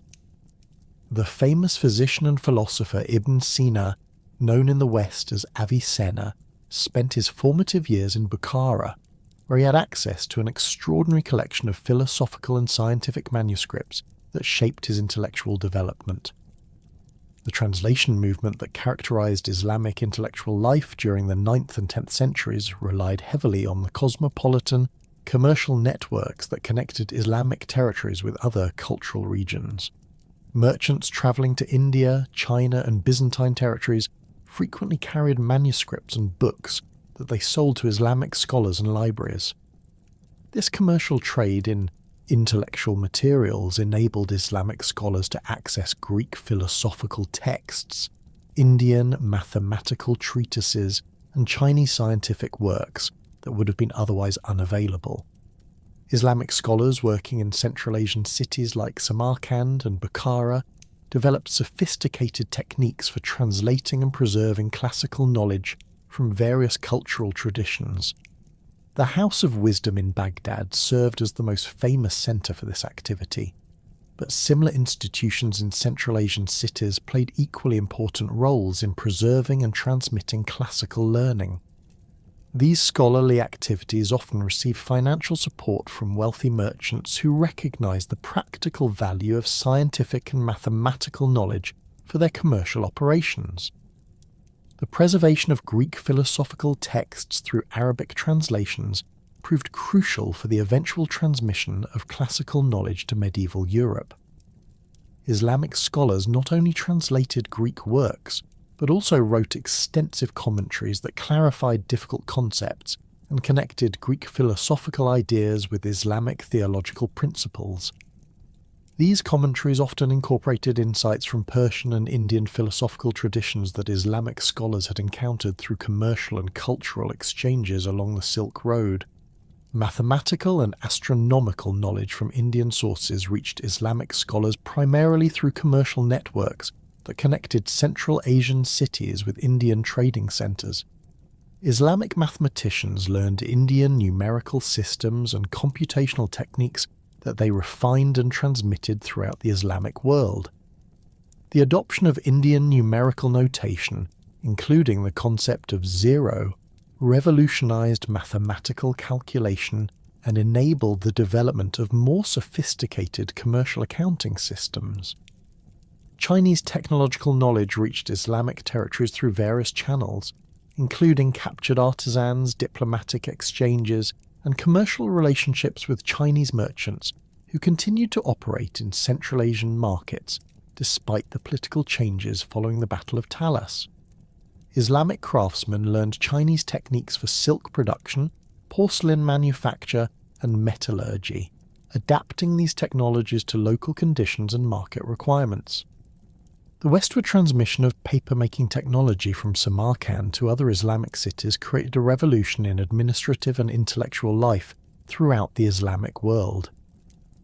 Paper production facilities established in Baghdad, Damascus, and other major cities provided affordable writing materials that enabled the expansion of bureaucratic record-keeping, commercial documentation, and scholarly writing. The availability of inexpensive paper facilitated the development of Islamic banking systems that required extensive written records of financial transactions. Islamic merchants developed new categories of trade goods that reflected the religious and cultural preferences of Islamic consumers. The prohibition on silk clothing for men in Islamic law created demand for alternative luxury textiles, leading to increased trade in fine wool fabrics, cotton textiles, and various blended materials. Islamic merchants also specialized in trade goods that supported religious observance, including prayer rugs, incense, and various items used in mosque decoration and religious ceremonies. The pilgrimage trade to Mecca created new commercial opportunities that Islamic merchants along the Silk Road exploited effectively.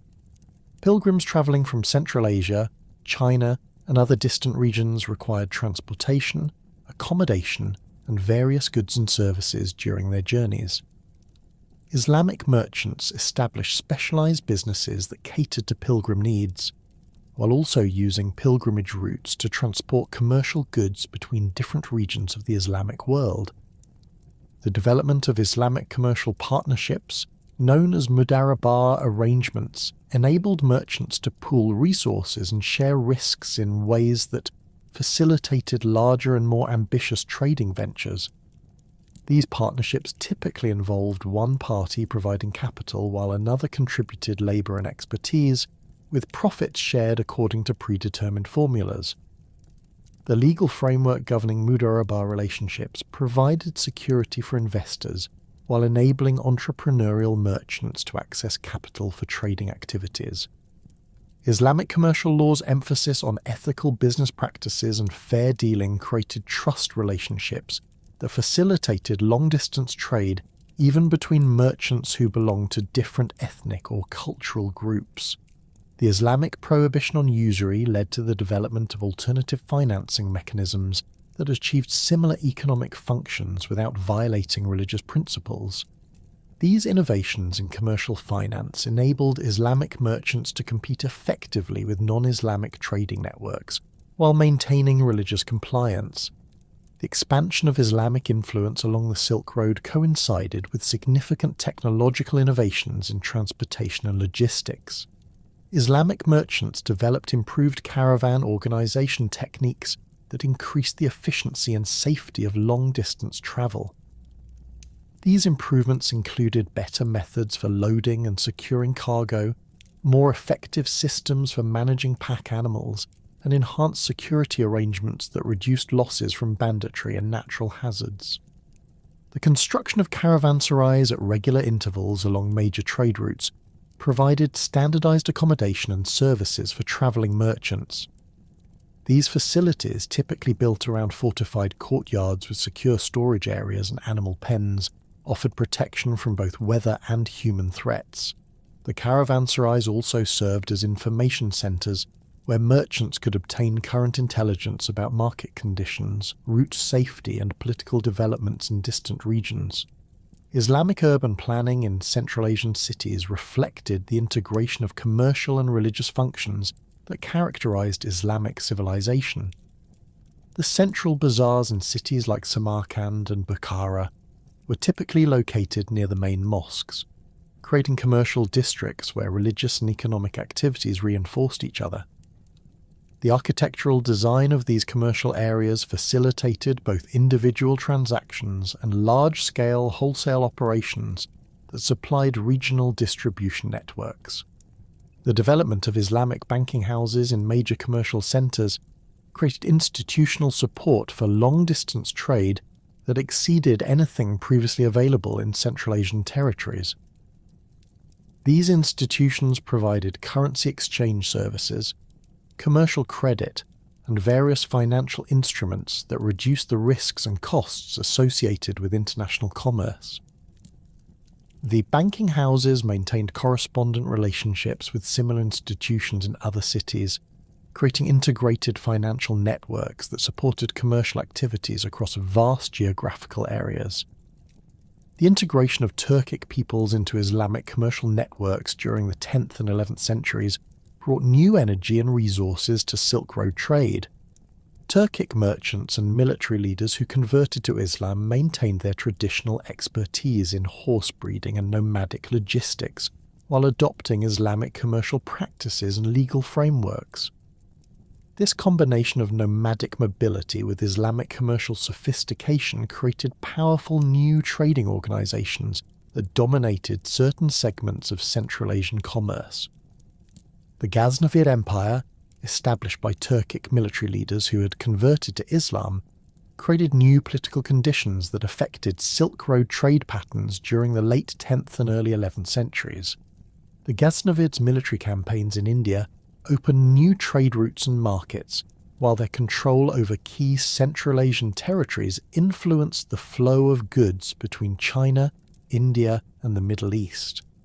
Their capital at Ghazni became an important commercial centre that connected Indian Ocean trade networks with traditional Silk Road routes.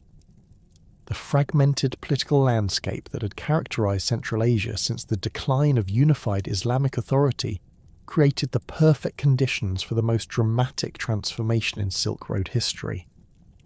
By the early 13th century, the Khwarezmid Empire controlled much of Transoxiana and eastern Iran, while various Turkic and local rulers governed smaller territories throughout the region. Chinese authority had long since retreated to areas east of the Jade Gate, leaving the western portions of traditional trade routes under the control of competing local powers who frequently disrupted commercial activities through warfare, excessive taxation, and arbitrary policy changes. Into this fractured political environment emerged Temujin, later known as Genghis Khan, whose military innovations and organizational genius would create the largest contiguous land empire in human history. Born around 1162 AD into a minor Mongol clan struggling for survival on the harsh steppes north of China, Temujin's early experiences with tribal warfare, resource scarcity and political instability shaped his understanding of the relationship between military power and economic prosperity. His rise to supremacy among the Mongol tribes between 1196 and 1206 AD demonstrated unprecedented ability to integrate diverse nomadic groups into a unified military organization capable of conquering sedentary civilizations. The Mongol military system that Genghis Khan developed represented a revolutionary synthesis of traditional steppe warfare tactics with innovative organizational structures and strategic concepts borrowed from various sources. Mongol armies organized around decimal units of 10, 100, 1,000, and 10,000 warriors created flexible command structures that could adapt rapidly to changing battlefield conditions. Each warrior maintained multiple horses, enabling Mongol forces to cover vast distances at speeds that consistently surprised their enemies and disrupted conventional defensive preparations. Mongol siege warfare capabilities, initially limited by their nomadic background, expanded dramatically through the systematic recruitment of Chinese, Persian, and Central Asian engineers and craftsmen who possessed specialized knowledge of fortification construction and siege equipment operation. The Mongols' willingness to adopt and improve upon foreign military technologies, combined with their ability to coordinate massive siege operations involving tens of thousands of workers, enabled them to capture fortified cities that had previously been considered impregnable. The conquest of the Western Xia Kingdom between 1205 and 1209 AD provided Genghis Khan with his first experience in governing sedentary agricultural populations whose economic systems differed fundamentally from nomadic pastoral traditions. The Mongols discovered that systematic exploitation of agricultural surplus could generate far greater wealth than traditional nomadic raiding, leading to the development of administrative policies that balanced extraction of resources with maintenance of productive capacity. These early experiments in sedentary governance provided crucial experience that influenced later Mongol administration of much larger and more complex territories. The Jin dynasty's territories in northern China presented the Mongols with their most challenging military and administrative obstacles during the campaigns that began in 1211 AD. The Jin possessed sophisticated defensive systems, professional armies equipped with advanced weaponry, and complex bureaucratic structures that had governed millions of people for over a century. Mongol success against the Jin required not only military conquest but also the development of administrative capabilities that could manage Chinese agricultural systems, urban populations, and commercial networks without destroying the economic foundations that made these territories valuable. Mongol administrative practices in conquered Chinese territories demonstrated remarkable pragmatism in adapting traditional Chinese governmental systems to Mongol requirements. Rather than replacing Chinese bureaucrats wholesale, the Mongols retained experienced administrators while installing Mongol supervisors who monitored their activities and ensured compliance with imperial policies. This approach preserved essential administrative expertise while establishing Mongol political control over complex governmental systems that would have been impossible for nomadic administrators to operate independently. The destruction of the Khwarezmid Empire between 1219 and 1221 AD eliminated the last major obstacle to Mongol control over Central Asian trade routes, but the campaign's devastating impact on urban centres like Samarkand, Bukhara and Merv initially disrupted commercial activities throughout the region. Contemporary accounts describe the wholesale destruction of irrigation systems, the massacre of urban populations, and the abandonment of agricultural areas that had supported trade route cities for centuries. These destructive campaigns reflected Genghis Khan's strategic calculation that complete elimination of resistance was preferable to prolonged occupation warfare that would tie down Mongol forces needed for other conquests. The recovery of Central Asian commercial centres following their initial destruction revealed the Mongols' growing understanding of the relationship between urban prosperity and imperial revenue.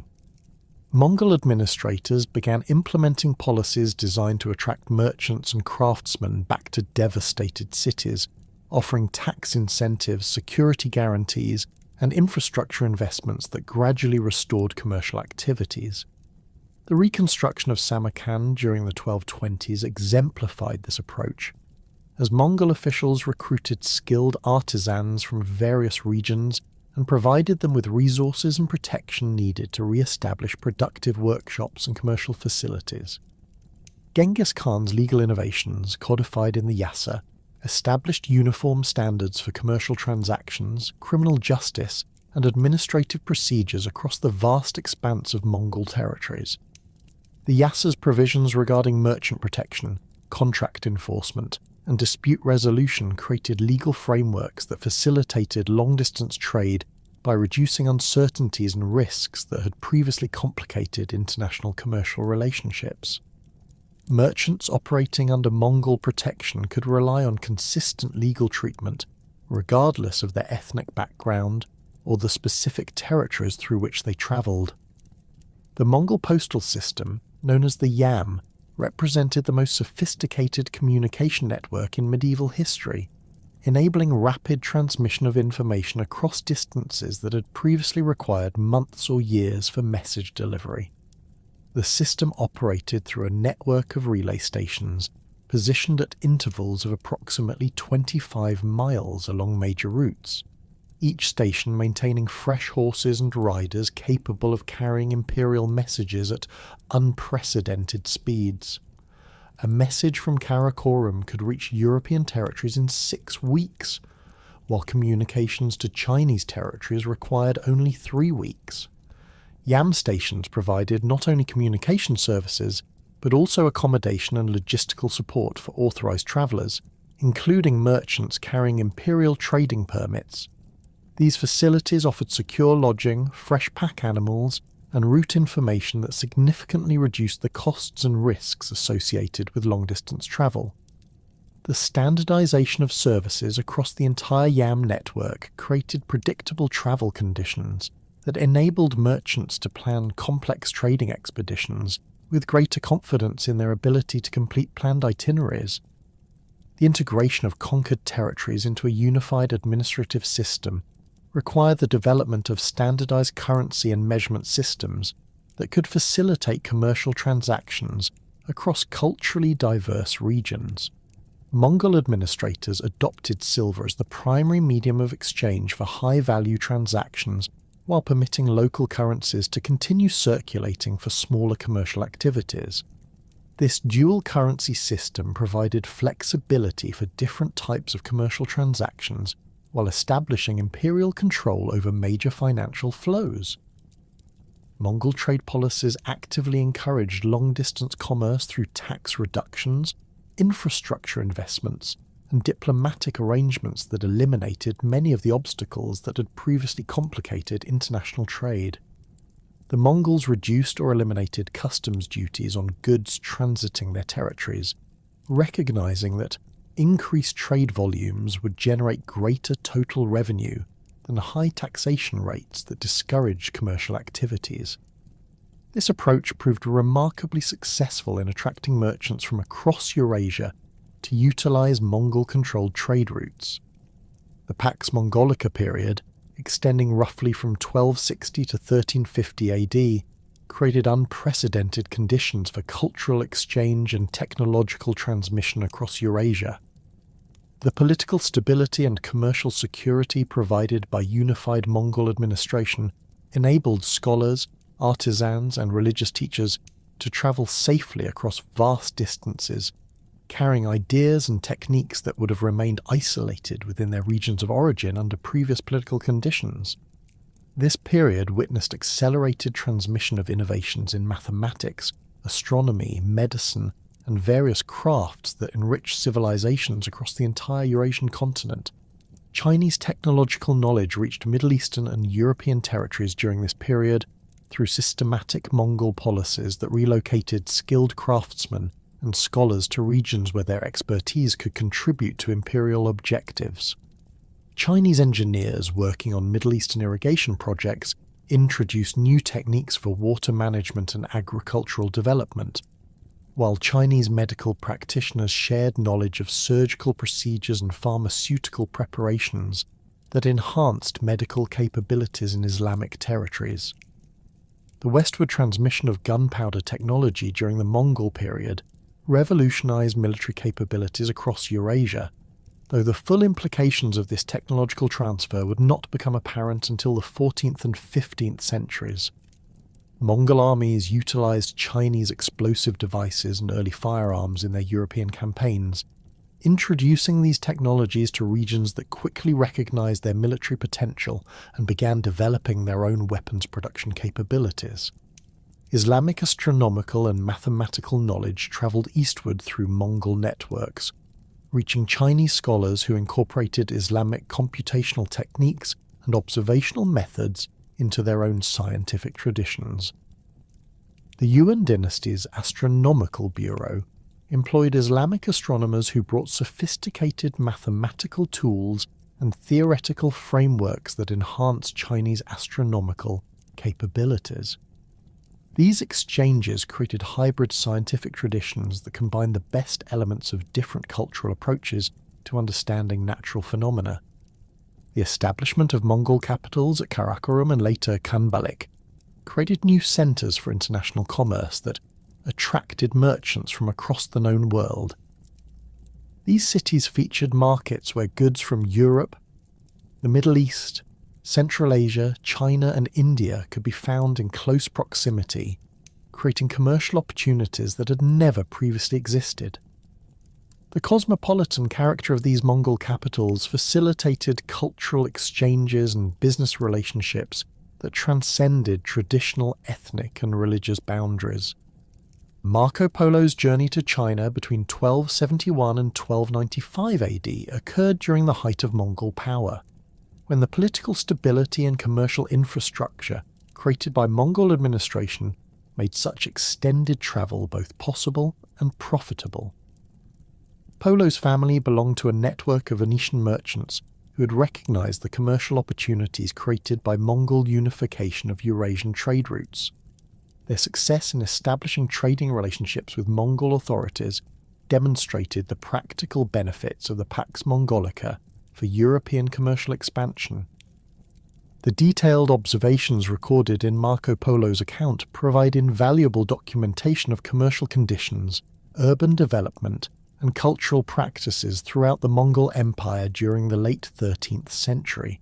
His descriptions of Chinese cities, manufacturing techniques, and commercial practices introduced European audiences to economic possibilities that would influence European exploration and trade policies for centuries.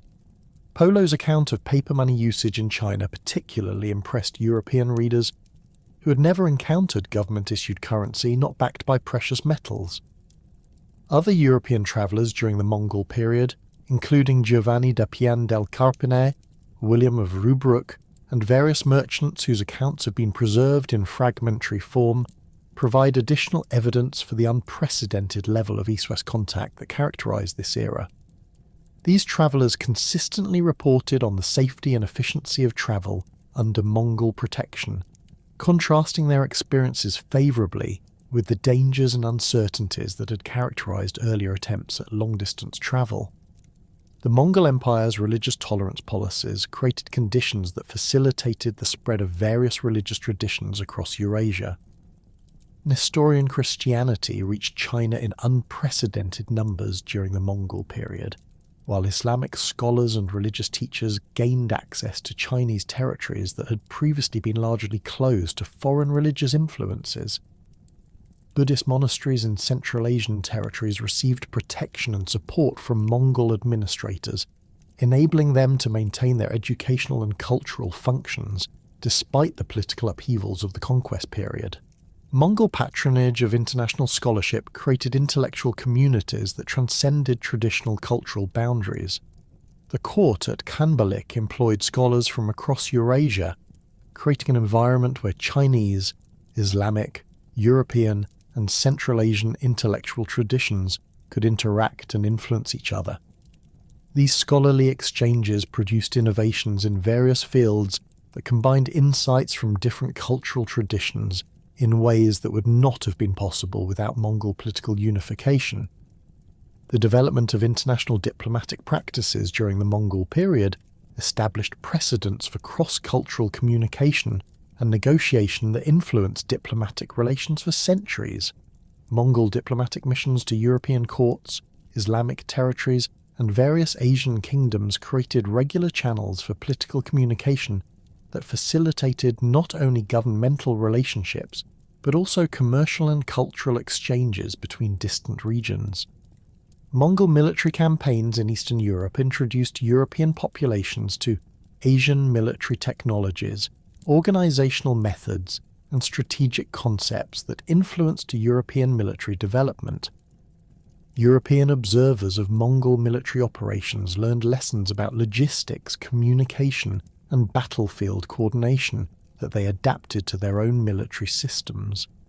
The Mongol emphasis on intelligence gathering and strategic planning particularly impressed European military leaders who had previously relied primarily on traditional feudal military approaches. The fragmentation of the Mongol Empire into separate khanates during the late 13th and early 14th centuries initially disrupted some of the unified administrative systems that had facilitated long-distance trade, but the individual khanates generally maintained policies that supported commercial activities within their respective territories. The Yuan dynasty in China, the Ilkhanate in Persia, the Golden Horde in Eastern Europe, and the Chagatai Khanate in Central Asia each developed administrative systems that preserved many of the commercial advantages created by unified Mongol rule, while adapting to local conditions and requirements. The Yuan dynasty's policies toward foreign merchants demonstrated continued Mongol commitment to international trade promotion, despite the political separation from other Mongol territories. Kublai Khan's administration maintained the infrastructure and legal frameworks that supported long-distance commerce, while developing new initiatives designed to attract foreign traders to Chinese territories. The construction of new ports, the expansion of canal systems, and the standardization of commercial regulations created conditions that enabled Chinese trade to reach unprecedented levels during the Yuan period. The gradual dissolution of Mongol unity during the late 13th and early 14th centuries coincided with devastating demographic catastrophes that fundamentally altered the economic foundation supporting Silk Road commerce. The Black Death, which swept across Eurasian trade networks between 1347 and 1351 AD, followed established commercial routes with terrifying efficiency, transforming the very pathways that had facilitated centuries of prosperity into conduits for unprecedented mortality. The plague's origins in Central Asian rodent populations meant that trading cities along traditional Silk Road routes experienced some of the highest death rates, with contemporary accounts describing the complete abandonment of entire commercial districts in cities like Samarkand, Bukhara, and Kashgar. The demographic collapse in Central Asian trading centres disrupted the intricate networks of commercial relationships, specialised knowledge, and financial arrangements that had sustained long-distance overland trade. Merchant families who had maintained trading partnerships across multiple generations found their operations crippled by the loss of experienced traders, local contacts, and the specialized linguistic and cultural knowledge necessary for navigating complex international transactions. The Hawala banking system, which had depended on personal relationships and reputation networks spanning thousands of miles, collapsed in many regions as key participants succumbed to disease or fled to safer territories. Surviving merchants discovered that the infrastructure supporting overland trade had deteriorated dramatically during the plague years. Caravanserais that had provided essential services for travelling merchants stood empty or had been converted to other purposes, while the specialised craftsmen who had maintained pack animals, repaired equipment, and provided route guidance had either died or abandoned their trades. The knowledge of seasonal travel conditions, water sources, and safe passage routes that had been accumulated over centuries of commercial experience was lost as experienced guides and caravan leaders perished without passing their expertise to successors. The political fragmentation that followed the collapse of unified Mongol administration created additional obstacles for merchants attempting to rebuild overland trading networks. The Yuan dynasty's fall in 1368 AD and replacement by the Ming dynasty marked the end of the cosmopolitan, trade-friendly policies that had characterized Mongol rule in China. The new Ming administration, led by Emperor Hongwu, implemented isolationist policies that severely restricted foreign merchant access to Chinese territories and eliminated many of the legal protections and commercial privileges that had attracted international traders to Chinese markets. Ming officials viewed foreign merchants with suspicion, considering them potential security threats who might provide intelligence to hostile powers or introduce destabilizing foreign influences into Chinese society. The tributary system that replaced open commercial relationships required foreign traders to obtain official permits, submit to extensive bureaucratic procedures, and conduct business only through government-approved channels. These restrictions dramatically increased the costs and uncertainties associated with trading with China, making overland routes less attractive compared to emerging maritime alternatives. The Chagatai Khanate's fragmentation into competing successor states created a patchwork of conflicting authorities along Central Asian trade routes, each imposing its own taxation systems, legal requirements, and security arrangements.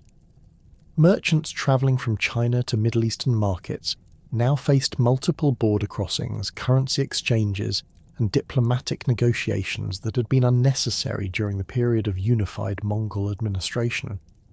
The absence of standardized commercial law meant that contractual disputes could not be resolved through consistent legal procedures, while the lack of coordinated security arrangements left merchant caravans vulnerable to banditry and local conflicts.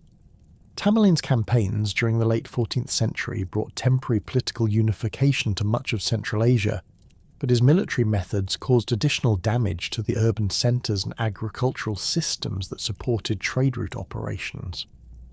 While Tamerlane's court at Samarkand became a centre for artistic and intellectual activity, his frequent military campaigns disrupted commercial activities throughout the region.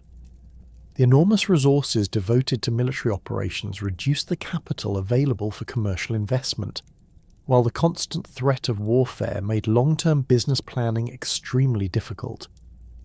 The rise of the Ottoman Empire in Anatolia and the Balkans created new political dynamics that affected traditional overland trade routes connecting Asia with European markets.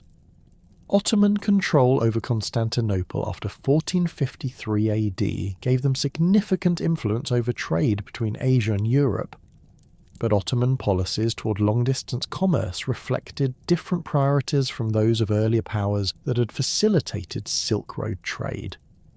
The Ottomans focused primarily on controlling and taxing existing trade flows, rather than promoting expanded commercial activities, leading to increased costs for merchants using traditional overland routes. Ottoman taxation policies imposed substantial customs duties on goods transiting their territories, while their administrative systems created bureaucratic obstacles that delayed merchant caravans and increased operational costs.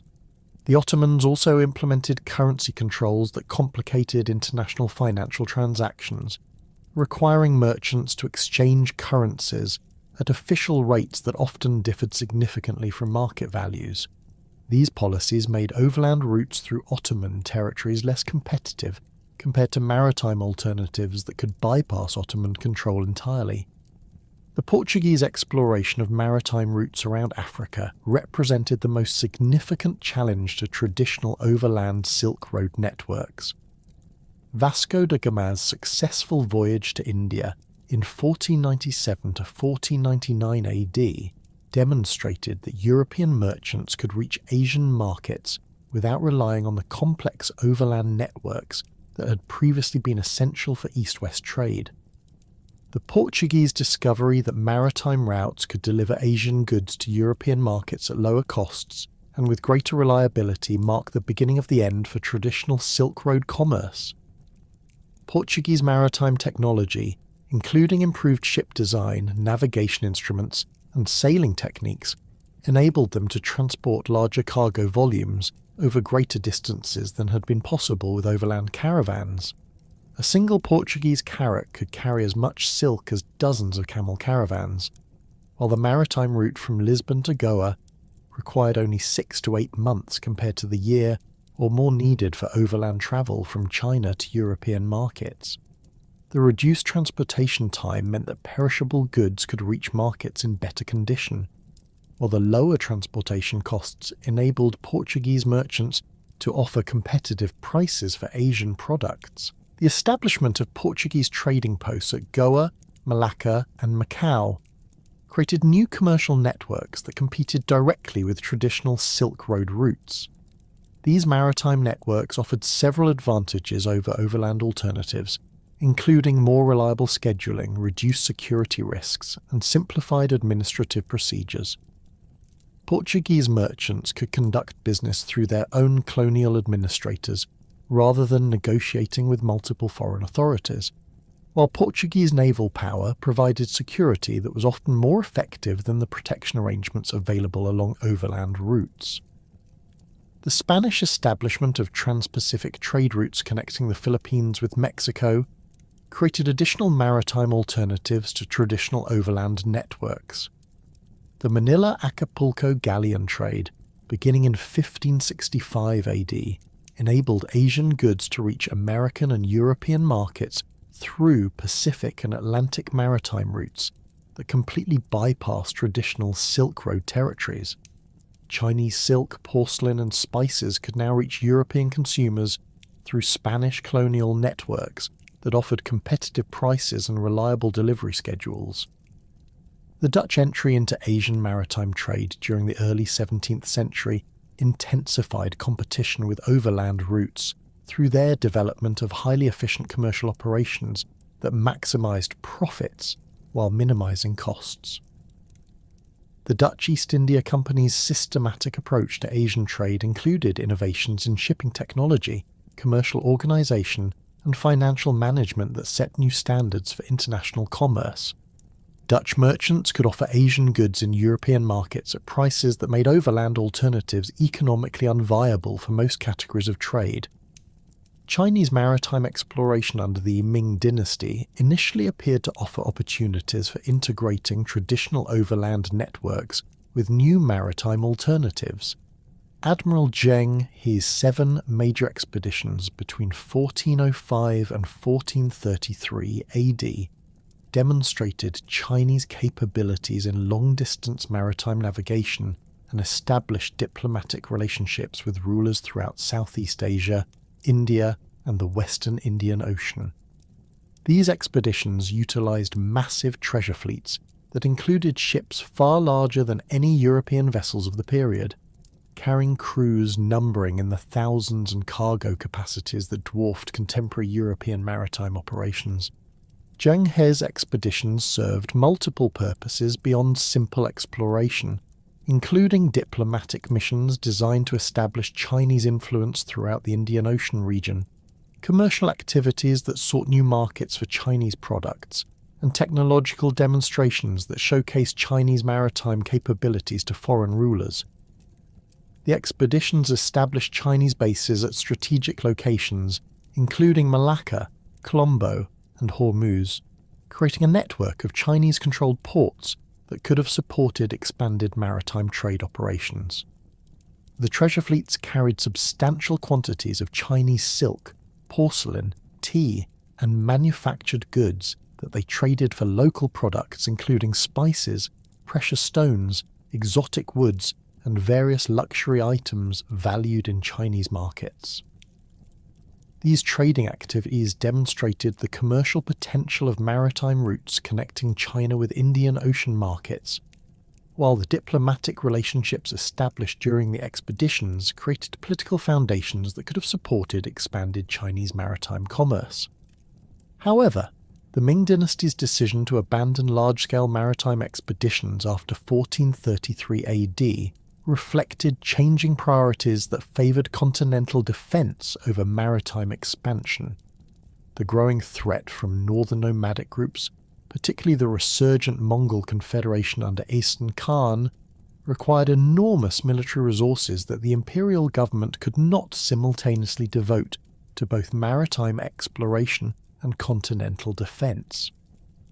The costs associated with maintaining large naval fleets and overseas bases appeared increasingly difficult to justify when faced with immediate security threats along China's northern borders.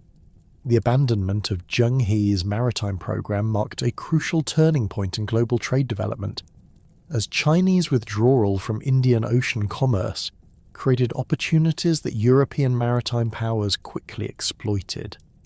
Had China continued its maritime expansion, the development of global trade networks might have proceeded very differently, potentially maintaining greater balance between overland and maritime commercial systems. Instead, Chinese maritime withdrawal enabled European powers to establish dominant positions in Asian maritime trade that gradually undermined the economic foundation supporting traditional overland routes. The Ming dynasty's implementation of the hygiene maritime prohibition policy further reduced Chinese participation in international maritime commerce, restricting Chinese merchants' ability to engage in overseas trade and limiting foreign access to Chinese ports. These policies were designed to prevent coastal piracy and reduce security threats from maritime sources, but they also eliminated many of the commercial opportunities that might have enabled traditional trading centres to adapt to changing global economic conditions. Chinese domestic policies during the Ming period reflected a fundamental shift away from the cosmopolitan outlook that had characterized earlier dynasties' approaches to international commerce. The Ming emphasis on agricultural self-sufficiency and cultural homogeneity created an environment that was less receptive to foreign merchants and international commercial relationships.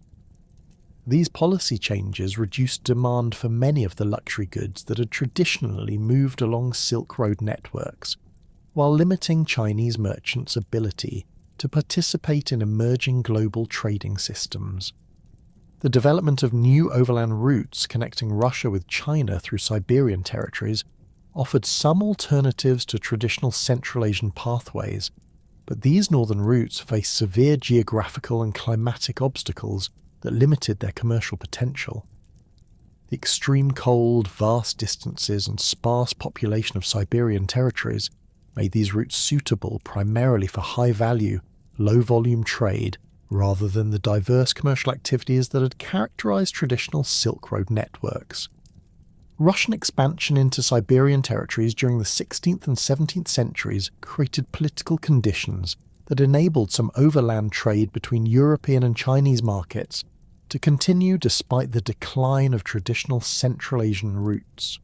However, Russian commercial policies focused primarily on fur trading and resource extraction, rather than facilitating transit trade between other regions.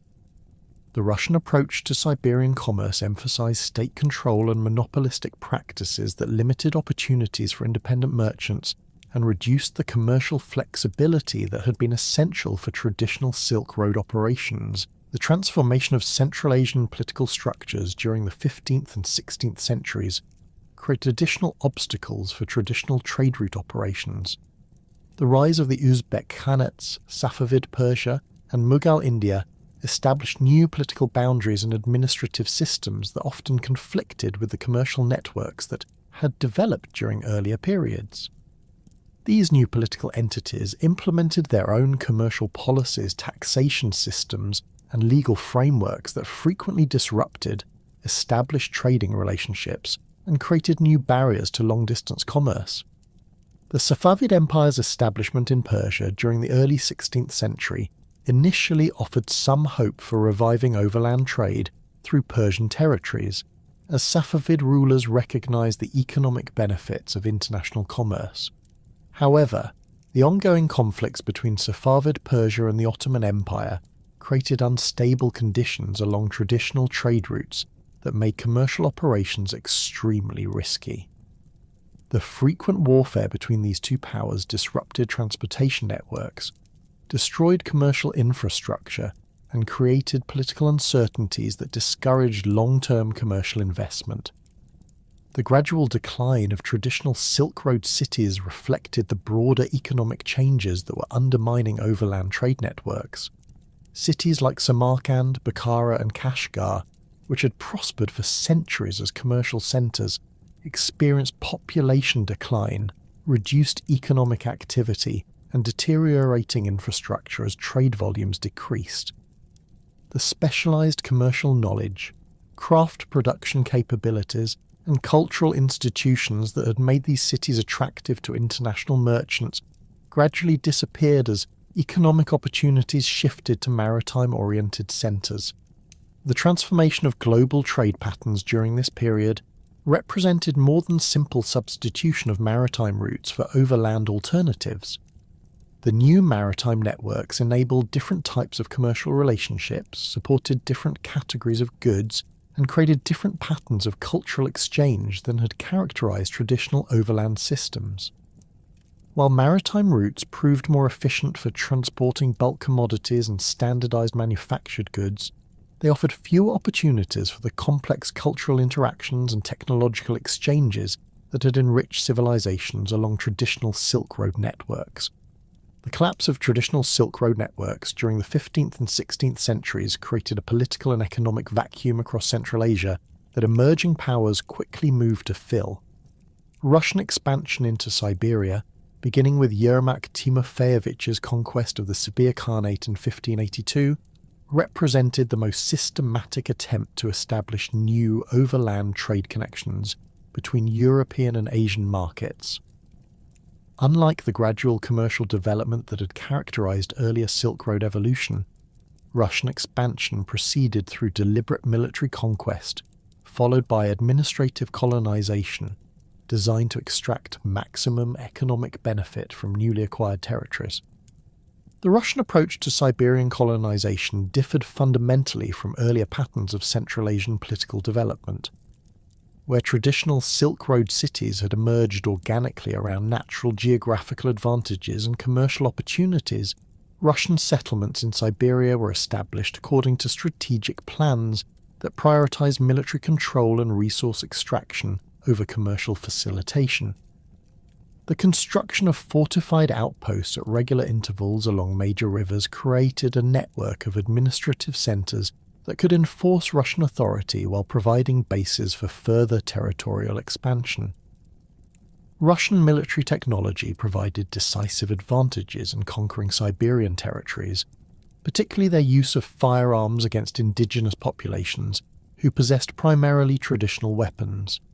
The matchlock muskets and small cannons employed by Russian forces proved devastatingly effective against the leather armour and wooden shields traditionally used by Siberian warriors.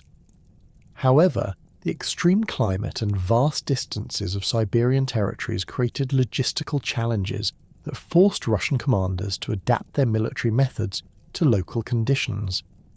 The Cossack military formations that spearheaded Russian expansion into Siberia combined traditional Russian military organisation with adaptations borrowed from steppe nomadic traditions.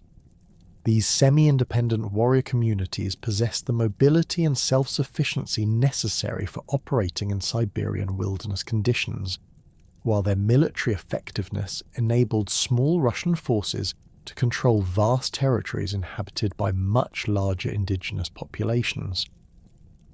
The Cossacks' familiarity with river navigation proved particularly valuable, as Siberian river systems provided the primary transportation routes, connecting scattered settlements across thousands of miles.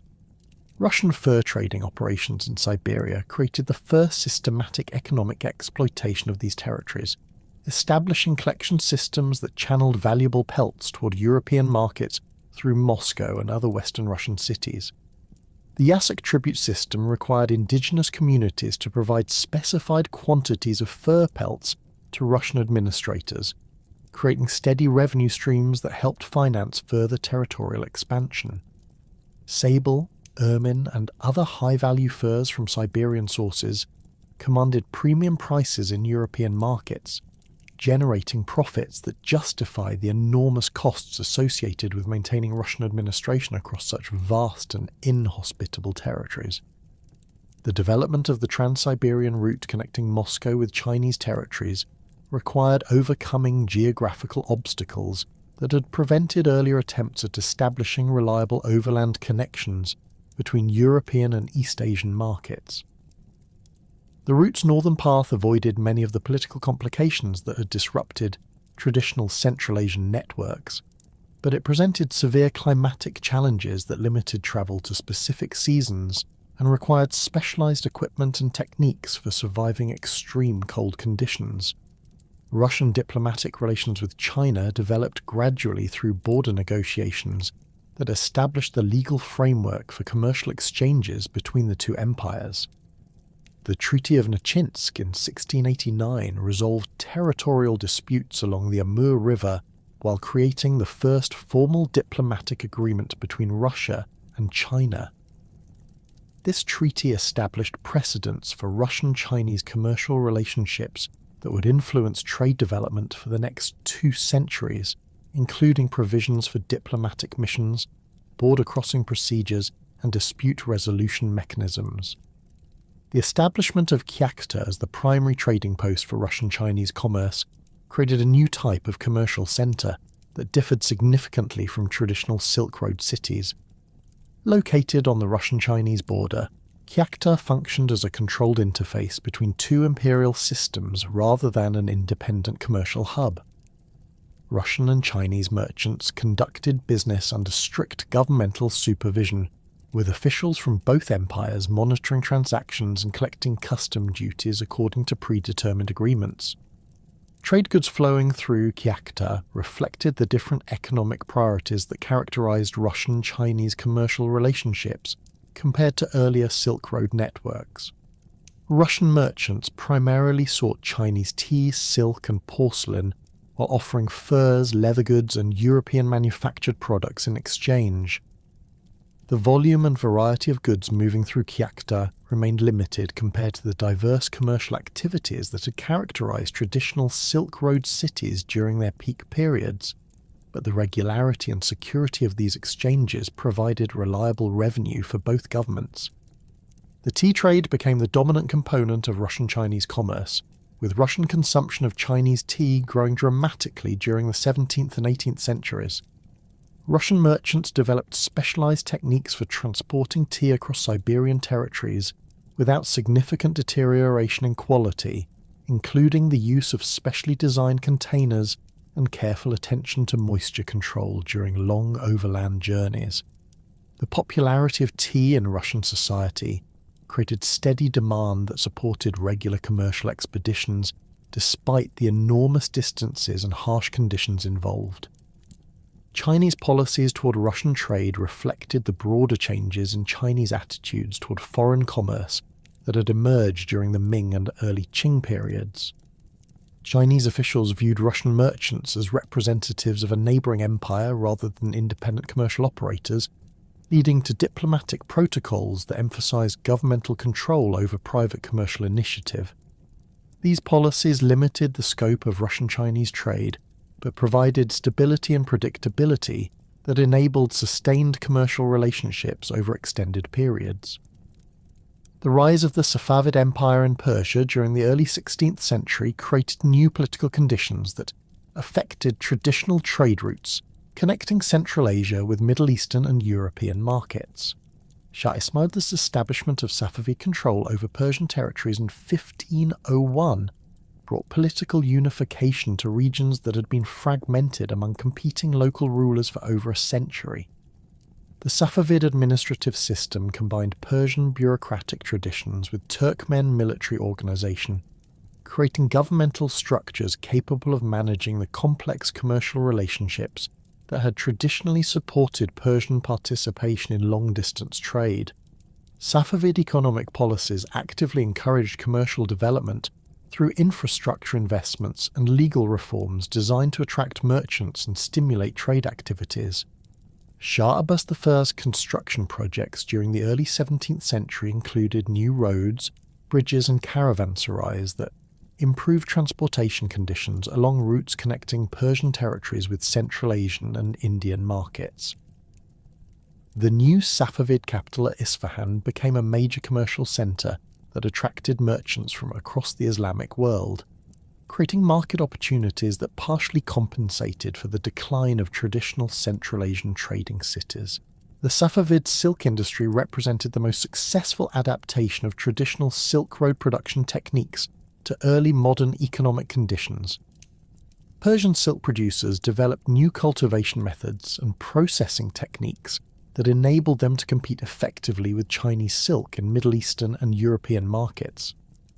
The establishment of silk production centres in Mazandaran and Gilan provinces created integrated manufacturing systems that controlled all stages of production from silkworm cultivation through final textile manufacturing.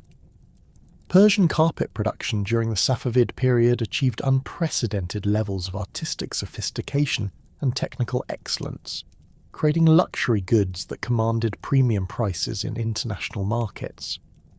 The court workshops at Isfahan and Kashan employed hundreds of skilled weavers who produced carpets featuring complex designs and superior materials that established Persian carpets as the most prestigious floor coverings available to wealthy consumers throughout Europe and Asia.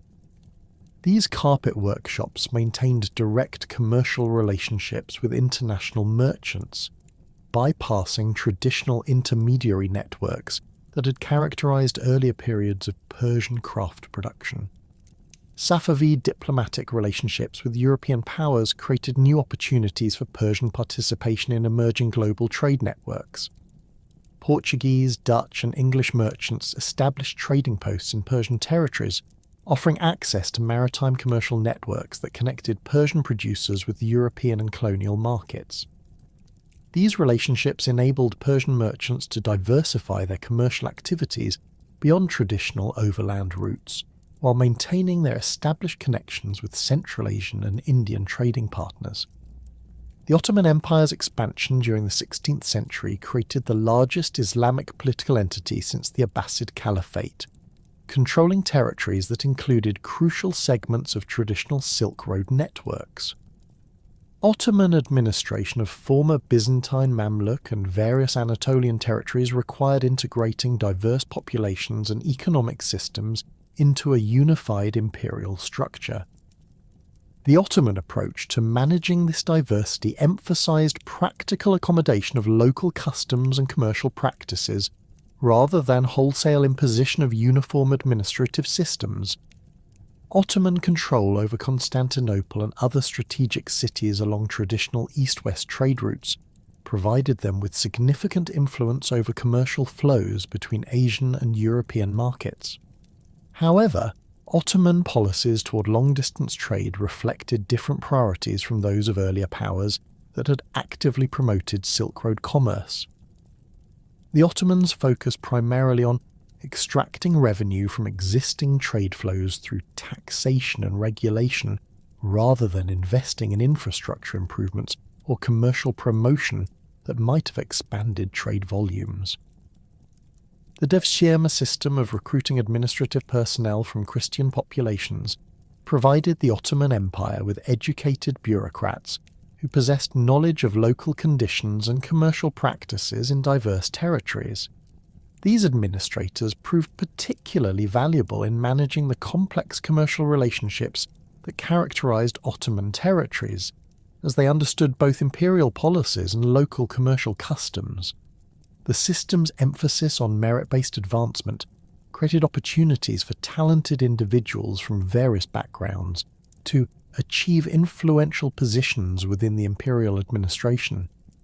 Ottoman military technology and organization enabled them to maintain control over vast territories while projecting power across multiple frontiers simultaneously.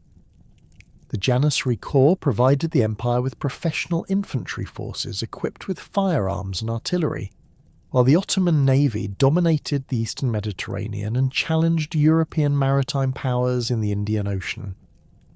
These military capabilities enabled the Ottomans to protect commercial activities within their territories while pursuing aggressive expansion policies that brought additional commercial centres under imperial control. The Mughal Empire's establishment in India during the early 16th century created new political conditions that affected traditional trade routes connecting Central Asian territories with Indian markets. Babur's conquest of the Delhi Sultanate in 1526 began a process of territorial expansion that would eventually bring most of the Indian subcontinent under unified political control for the first time since the Gupta Empire. The Mughal administrative system combined Central Asian military traditions with Persian bureaucratic methods and Indian commercial practices, creating governmental structures capable of managing the subcontinent's enormous population and complex economy.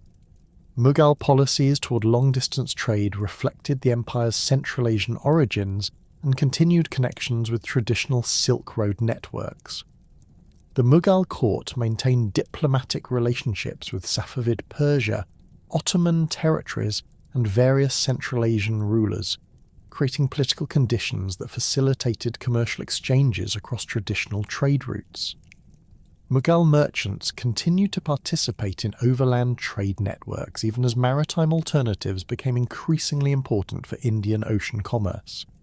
The development of Mughal textile production, particularly cotton, fabrics, and luxury textiles, created new categories of trade goods that found markets throughout Asia and eventually Europe. Mughal workshops produced cotton textiles of exceptional quality and distinctive designs that appealed to consumers across diverse cultural contexts. The integration of Indian cotton production with traditional silk manufacturing techniques created hybrid textiles that combine the durability and comfort of cotton with the luxury appearance associated with silk products. Mughal urban development during the 16th and 17th centuries created new commercial centres that rivaled traditional Silk Road cities in their cosmopolitan character and economic sophistication. Cities like Delhi, Agra and Lahore attracted merchants from across Asia, creating market environments where goods from China, Central Asia, Persia and the Ottoman Empire could be found alongside Indian products. These cities developed specialised commercial districts that catered to different categories of trade, from bulk commodity exchanges to luxury goods markets serving elite consumers. The Mughal monetary system, based on silver currency with standardised weights and purity levels, facilitated commercial transactions across the empire's vast territories while providing a stable medium of exchange for international trade. Mughal silver coins gained acceptance in Central Asian markets, creating currency networks that connected Indian commercial centres with traditional Silk Road trading systems. The empire's access to silver from various sources, including European colonial imports, enabled Mughal merchants to participate effectively in international commercial relationships that required precious metal payments. Regional trade networks continued operating throughout Central Asia despite the decline of transcontinental commerce, adapting to changed political and economic conditions while maintaining many traditional commercial practices. The tea horse trade between Chinese territories and Tibetan regions represented one of the most durable of these regional systems, continuing to operate under various political arrangements from the Tang Dynasty through the Qing period. This trade relationship reflected the complementary economic needs of agricultural Chinese communities and nomadic Tibetan populations. creating mutual dependencies that transcended political changes. Chinese tea producers in Sichuan and other southwestern provinces developed specialized techniques for processing tea specifically for Tibetan markets, creating compressed tea bricks that could survive long-distance transportation while meeting Tibetan preferences for tea preparation and consumption. These tea bricks became a standardized medium of exchange in Tibetan territories, functioning as both commodity and currency in commercial transactions. The standardization of tea brick weights and quality levels created predictable value relationships that facilitated commercial planning and reduced disputes between trading partners. Tibetan horse breeding operations supplied Chinese military forces with cavalry mounts that possessed the endurance and sure-footedness necessary for operating in mountainous terrain and harsh climatic conditions. The selective breeding techniques developed by Tibetan herders produced horses with distinctive characteristics that made them particularly valuable for Chinese frontier defense operations.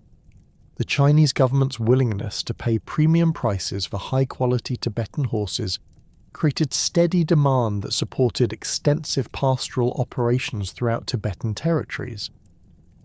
The administrative arrangements governing the tea horse trade evolved over time to accommodate changing political conditions, while maintaining the essential commercial relationships that benefited both Chinese and Tibetan communities. Chinese officials established specialized bureaus responsible for managing tea horse exchanges, including quality control procedures, price negotiations, and dispute resolution mechanisms. These administrative systems provided stability and predictability that enabled long-term commercial planning despite the political uncertainties that characterized Chinese-Tibetan relationships during various historical periods. Central Asian bazaar systems continued functioning as regional commercial centers even after the decline of transcontinental trade routes, adapting their operations to serve local and regional markets rather than international commercial networks. Cities like Samarkand, Bukhara, and Tashkent maintained commercial districts that facilitated trade between nomadic pastoral communities and settled agricultural populations, providing essential services for regional economic development. These bazaars specialized in goods that reflected local production capabilities and consumption patterns, including livestock, agricultural products, textiles, and various manufactured items produced by local craftsmen. The organization of Central Asian bazaars reflected centuries of commercial experience and cultural adaptation to local conditions. Specialized sections for different categories of goods enabled efficient price discovery and quality comparison, while established procedures for dispute resolution and contract enforcement provided security for commercial transactions. The integration of commercial activities with social and cultural functions made these bazaars important community centers that served multiple purposes beyond simple economic exchange. European colonial expansion in Asian territories during the 17th and 18th centuries gradually undermined traditional trade patterns through the establishment of maritime commercial networks that offered more efficient alternatives to overland routes. The Dutch East India Company's systematic approach to Asian trade created integrated commercial operations that controlled production, transportation, and marketing functions across multiple territories. This vertical integration enabled Dutch merchants to offer competitive prices while maintaining quality control standards that traditional overland networks could not match. English commercial expansion in Indian territories, culminating in the East India Company's political control over much of the subcontinent, eliminated many of the traditional commercial relationships that had connected Indian markets with Central Asian trade networks. English policies toward Indian textile production, designed to support British manufacturing interests, disrupted traditional craft production systems while redirecting Indian raw materials toward European markets. These changes reduced demand for many of the goods that had traditionally moved along overland trade routes, while limiting Indian merchants' ability to participate in traditional commercial networks. The transformation of global trade patterns during this period created new economic relationships that gradually replaced traditional Silk Road networks with maritime-based commercial systems. However, the regional trade networks that had developed as components of larger transcontinental systems continued operating on reduced scales, adapting to changed conditions while preserving many of the commercial practices and cultural traditions that had characterized Silk Road civilization for over a millennium. The weakening of traditional Central Asian political structures during the early 19th century created unprecedented opportunities for European imperial expansion into territories that had remained largely independent for centuries. The fragmentation of the Uzbek Khanates, the decline of Safavid successor states in Persia, and the Qing dynasty's tenuous control over its western territories left vast regions of Central Asia vulnerable to foreign intervention. Into this power vacuum stepped two expanding empires whose competition would fundamentally reshape the political geography of the ancient Silk Road territories. The British East India Company's consolidation of control over the Indian subcontinent during the late 18th and early 19th centuries provided the foundation for northward expansion towards Central Asian territories. Company officials, particularly those stationed in frontier regions like the Punjab and the northwest frontier, began developing intelligence networks that extended far beyond the formal boundaries of British India.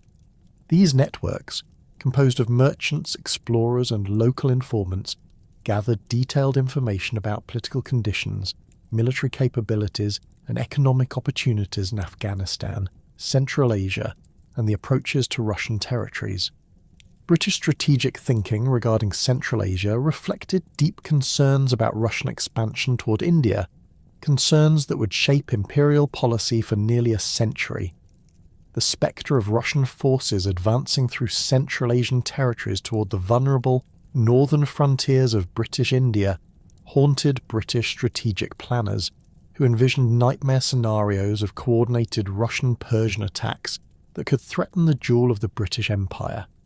These fears, often exaggerated but never entirely unfounded, drove British officials to pursue increasingly aggressive policies designed to create buffer zones and spheres of influence that would prevent Russian forces from approaching Indian territories. Russian expansion into Central Asia proceeded through a combination of military conquest, diplomatic pressure, and economic penetration that systematically eliminated the independence of traditional Silk Road cities. The conquest of the Kazakh steppes during the early 19th century provided Russia with strategic bases for further advances toward the settled oasis cities that controlled crucial segments of traditional trade routes. Russian military commanders developed specialized techniques for desert warfare, including the use of camel corps and mobile artillery units that could operate effectively in the harsh climatic conditions of Central Asian territories. The siege and capture of Khiva in 1873 demonstrated the effectiveness of Russian military methods adapted to Central Asian conditions. General Konstantin Kaufmann's expeditionary force employed a combination of conventional infantry assault and siege artillery bombardment that overwhelmed the city's traditional fortifications. The capture involved coordinated attacks from multiple directions, with Russian engineers constructing siege works that enabled artillery to breach the ancient walls that had protected Khiva for centuries. The systematic nature of the assault, involving precise timing and coordination between different military units, showcased the technological and organizational advantages that European armies possessed over traditional Central Asian forces. The fall of Khiva sent shockwaves throughout Central Asia, as other regional rulers recognized that their traditional defensive methods could not withstand modern European military capabilities. The Khanate of Bukhara, faced with the prospect of similar treatment, negotiated a protectorate agreement that preserved nominal independence while accepting Russian control over foreign relations and military affairs. This arrangement became a model for Russian expansion throughout Central Asia, combining the efficiency of direct control with the political convenience of maintaining traditional ruling structures. Russian administration of conquered Central Asian territories reflected a pragmatic approach that balanced imperial control with accommodation of local customs and commercial practices. Russian officials recognized that the economic value of these territories depended largely on maintaining the commercial networks and craft production systems that had developed over centuries. Rather than imposing wholesale changes that might disrupt established economic relationships, Russian administrators often preserved traditional market structures while inserting themselves into existing commercial networks as regulators and tax collectors. The construction of the Trans-Caspian Railway, beginning in 1879, represented the most significant infrastructure project in Central Asian history since the original development of Silk Road networks. This railway, extending from the Caspian seaport of Krasnovodsk to Samarkand and eventually to Tashkent, created the first mechanized transportation system capable of moving large quantities of goods and passengers across Central Asian territories with unprecedented speed and reliability. The railway's completion transformed the economic geography of the region by making European manufactured goods available in Central Asian markets at competitive prices while enabling Central Asian products to reach European consumers more efficiently than ever before. The railway construction process required overcoming enormous engineering challenges posed by desert terrain, extreme temperatures, and the absence of local materials and skilled labour. Russian engineers imported workers from various parts of the empire, creating temporary construction camps that resembled military installations more than civilian settlements. The logistics of supplying these remote construction sites with food, water, building materials, and equipment required careful planning and substantial financial resources that demonstrated the Russian government's commitment to establishing permanent control over Central Asian territories. British responses to Russian railway construction reflected growing alarm about the strategic implications of improved Russian transportation capabilities in Central Asia. British military analysts recognized that the railway would enable Russia to deploy large military forces to Central Asian territories much more rapidly than had previously been possible, potentially threatening British positions in Afghanistan and northern India. These concerns drove British officials to pursue countermeasures, including their own infrastructure projects and diplomatic initiatives designed to limit Russian influence in regions considered vital to Indian security. The competition between British and Russian intelligence networks in Central Asia created an environment of constant espionage and counter-espionage that contemporary observers dubbed the Great Game. This competition involved not only professional intelligence officers, but also explorers, merchants, diplomats, and adventurers from both empires who gathered information about political conditions, military capabilities, and geographical features of territories that remained largely unmapped by European standards. The intelligence gathered through these networks influenced policy decisions in London and St. Petersburg that affected the lives of millions of people across Central Asia. British survey operations in Central Asian territories, conducted under the auspices of the Survey of India, produced the first accurate maps of regions that had been known to Europeans only through fragmentary accounts by medieval travellers. The Great Trigonometrical Survey's extension into Central Asian territories required extraordinary courage and skill from surveyors who worked in hostile environments while maintaining the secrecy necessary to avoid detection by suspicious local authorities.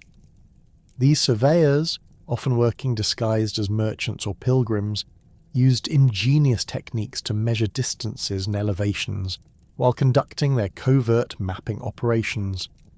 The pundits, as these native surveyors were known, represented one of the most remarkable intelligence operations in imperial history.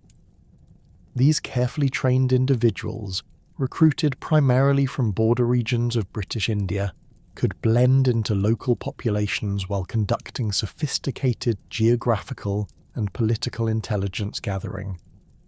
Their training included memorization techniques that enabled them to retain detailed information about routes, distances, political conditions, and military capabilities without maintaining written records that might compromise their missions if discovered.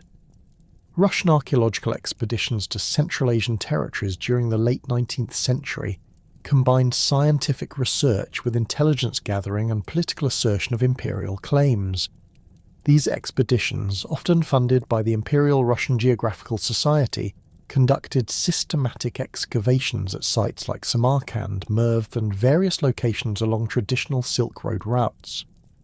The archaeological work provided valuable scientific information about the history and culture of Central Asian civilizations, while also demonstrating Russian cultural and intellectual engagement with territories under their political control.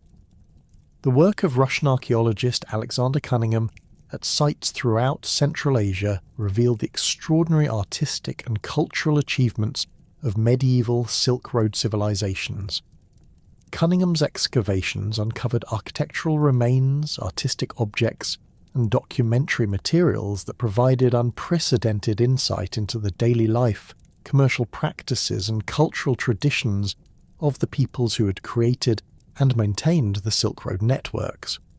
His meticulous documentation of archaeological findings created a scientific record that preserved knowledge of Central Asian heritage, even as political changes disrupted traditional cultural continuity. British archaeological expeditions, led by figures like Aurel Stein, conducted extensive explorations of sites in Chinese Turkestan and other regions accessible from British India. Stein's expeditions to the Taklamakan Desert and the Tarim Basin between 1900 and 1916 resulted in the discovery of extraordinary archaeological treasures that revolutionized understanding of Silk Road history and culture. His systematic excavation techniques and careful documentation of findings established new standards for archaeological work in Central Asian environments. Stein's discovery of the sealed library cave at Dunhuang in 1907 provided access to one of the most important collections of medieval manuscripts and documents ever found. The cave, sealed in the 11th century, contained over 40,000 documents in multiple languages and scripts that documented nearly every aspect of Silk Road civilization during its peak period.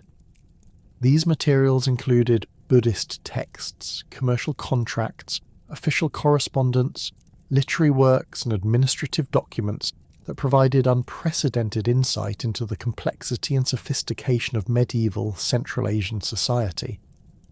The removal of Dunhuang manuscripts and artifacts to European collections sparked controversies about cultural heritage and archaeological ethics that continue to influence international discussions about cultural property.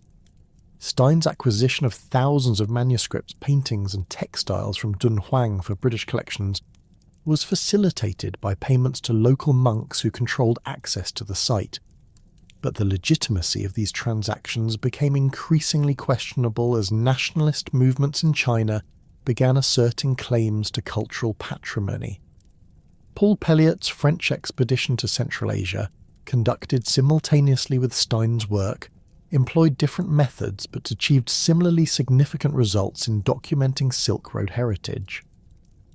Pelliot's linguistic expertise enabled him to read and evaluate manuscripts in their original languages, allowing him to select materials of particular historical and cultural significance. His work at Dunhuang and other sites resulted in the acquisition of important manuscript collections for French institutions, while contributing to scholarly understanding of Central Asian languages and literature. German expeditions to Central Asia, led by archaeologists like Albert von Lecoq, focused particularly on sites in the Tarim Basin, where German researchers conducted systematic excavations of Buddhist monasteries and associated settlements. Von Lecoq's work at sites like Bezeklik and Turfan uncovered wall paintings, sculptures, and architectural remains that documented the artistic achievements of Central Asian Buddhist communities during the medieval period. The German expeditions employed advanced photographic techniques that preserved visual records of archaeological discoveries with unprecedented accuracy and detail. The competition between European archaeological expeditions reflected broader patterns of imperial rivalry while contributing to genuine advances in scientific understanding of Central Asian history and culture. Each national expedition sought to acquire the most important archaeological materials for their home institutions while conducting research that would enhance their nation's scholarly reputation and cultural prestige. This competition sometimes led to hasty excavation methods and inadequate documentation, but it also accelerated the pace of archaeological discovery and increased European awareness of Central Asian cultural achievements. The documentation of Silk Road heritage through archaeological expeditions occurred at a crucial historical moment when traditional cultural patterns were being disrupted by political changes and modernization efforts. Many of the sites excavated by European archaeologists were already suffering from neglect, vandalism, and natural deterioration that threatened to destroy irreplaceable cultural materials. The archaeological work, despite its problematic aspects regarding cultural ownership, preserved knowledge and artifacts that might otherwise have been lost entirely. Local responses to European archaeological activities varied considerably depending on political conditions and cultural attitudes toward foreign research. In some cases, local authorities and religious leaders welcomed archaeological expeditions as sources of employment and economic activity that brought outside resources to remote regions. In other situations, local populations viewed foreign archaeological work with suspicion, seeing it as another form of imperial exploitation that removed valuable cultural materials from their traditional locations. The establishment of European colonial administrations in Central Asian territories created new legal and administrative frameworks that affected traditional commercial practices and cultural institutions. Russian administrative systems in Central Asia combined elements of traditional Russian provincial government with adaptations designed to accommodate local conditions and customs. Colonial officials often retained existing local administrators while inserting Russian supervisors who monitored their activities and ensured compliance with imperial policies. British administrative methods in frontier regions adjacent to Central Asia reflected lessons learned from governing diverse populations throughout the empire. The system of political agents and resident advisors enabled British officials to exercise indirect control over nominally independent territories while maintaining flexibility in responding to local political conditions. These arrangements often preserved traditional ruling structures while ensuring that important policy decisions aligned with British strategic interests. The transformation of ancient Silk Road cities under colonial administration proceeded through gradual modernization efforts that introduced European technologies and administrative methods while attempting to preserve economically valuable traditional practices. The construction of telegraph lines connecting major Central Asian cities with imperial capitals created communication capabilities that revolutionized administrative efficiency and commercial coordination. Messages that had previously required weeks or months to transmit could now be sent across thousands of miles in a matter of hours.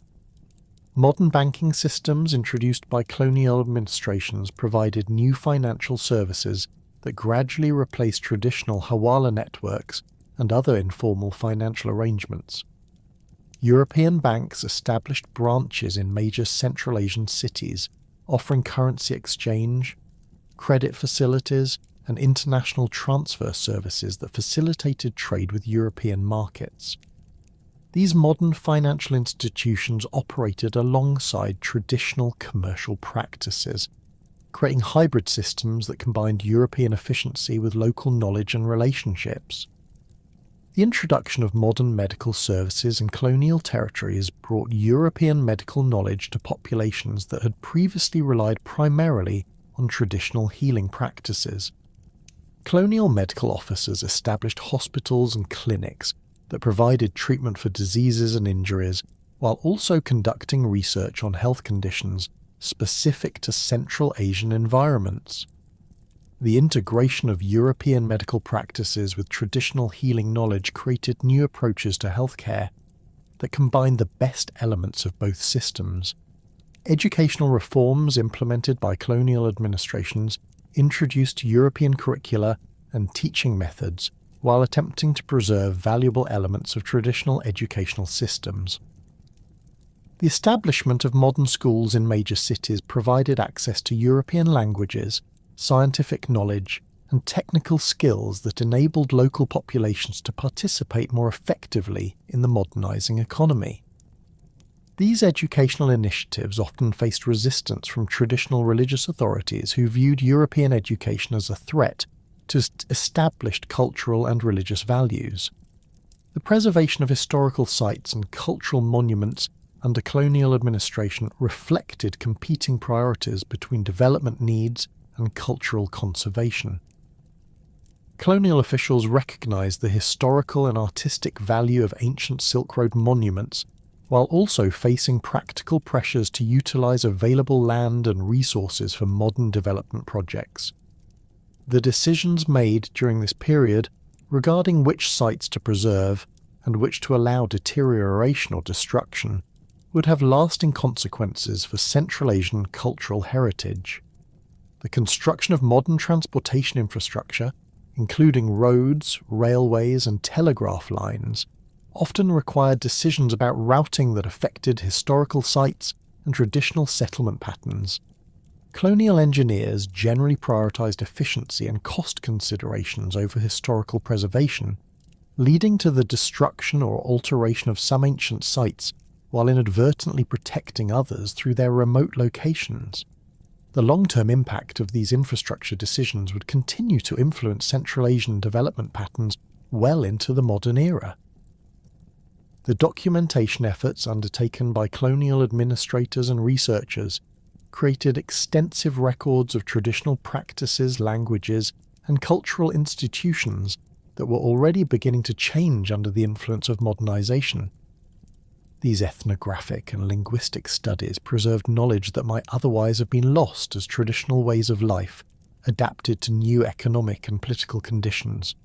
However, the colonial context of this documentation work also influenced how traditional cultures were interpreted and presented, often emphasizing aspects that supported colonial policy objectives while neglecting elements that contradicted European assumptions about civilization and progress.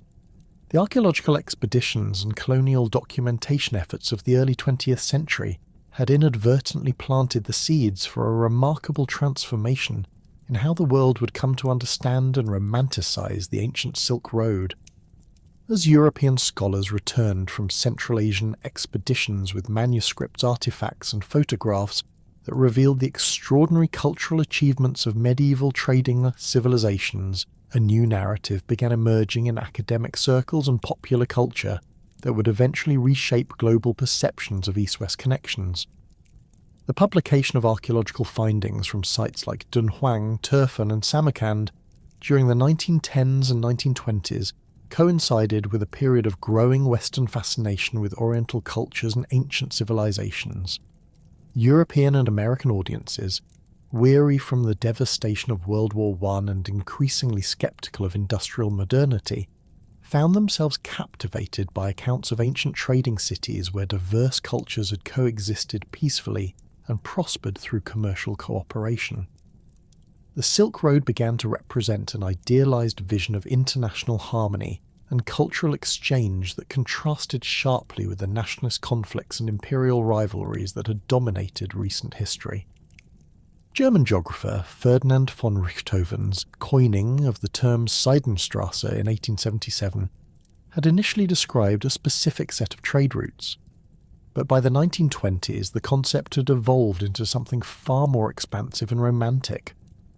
Popular writers and journalists began using Silk Road to describe not just historical trade networks, but an entire philosophy of cultural openness and international cooperation. This romanticized interpretation often overlooked the harsh realities of ancient long-distance trade, including the dangers, exploitation and conflicts that had characterized much of Silk Road history, instead emphasizing the exotic appeal and cultural sophistication of ancient trading civilizations.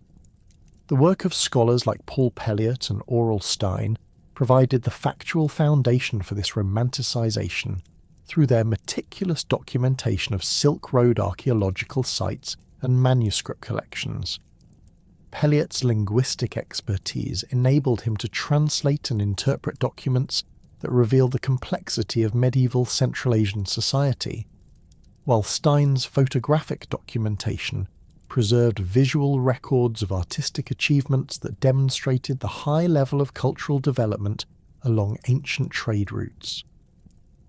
Their scholarly publications reached academic audiences, but popular adaptations of their findings captured the imagination of much broader readerships. Swedish explorer Sven Hedin's expeditions to Central Asia during the early 20th century contributed significantly to popular fascination with Silk Road history through his dramatic accounts of desert exploration and archaeological discovery.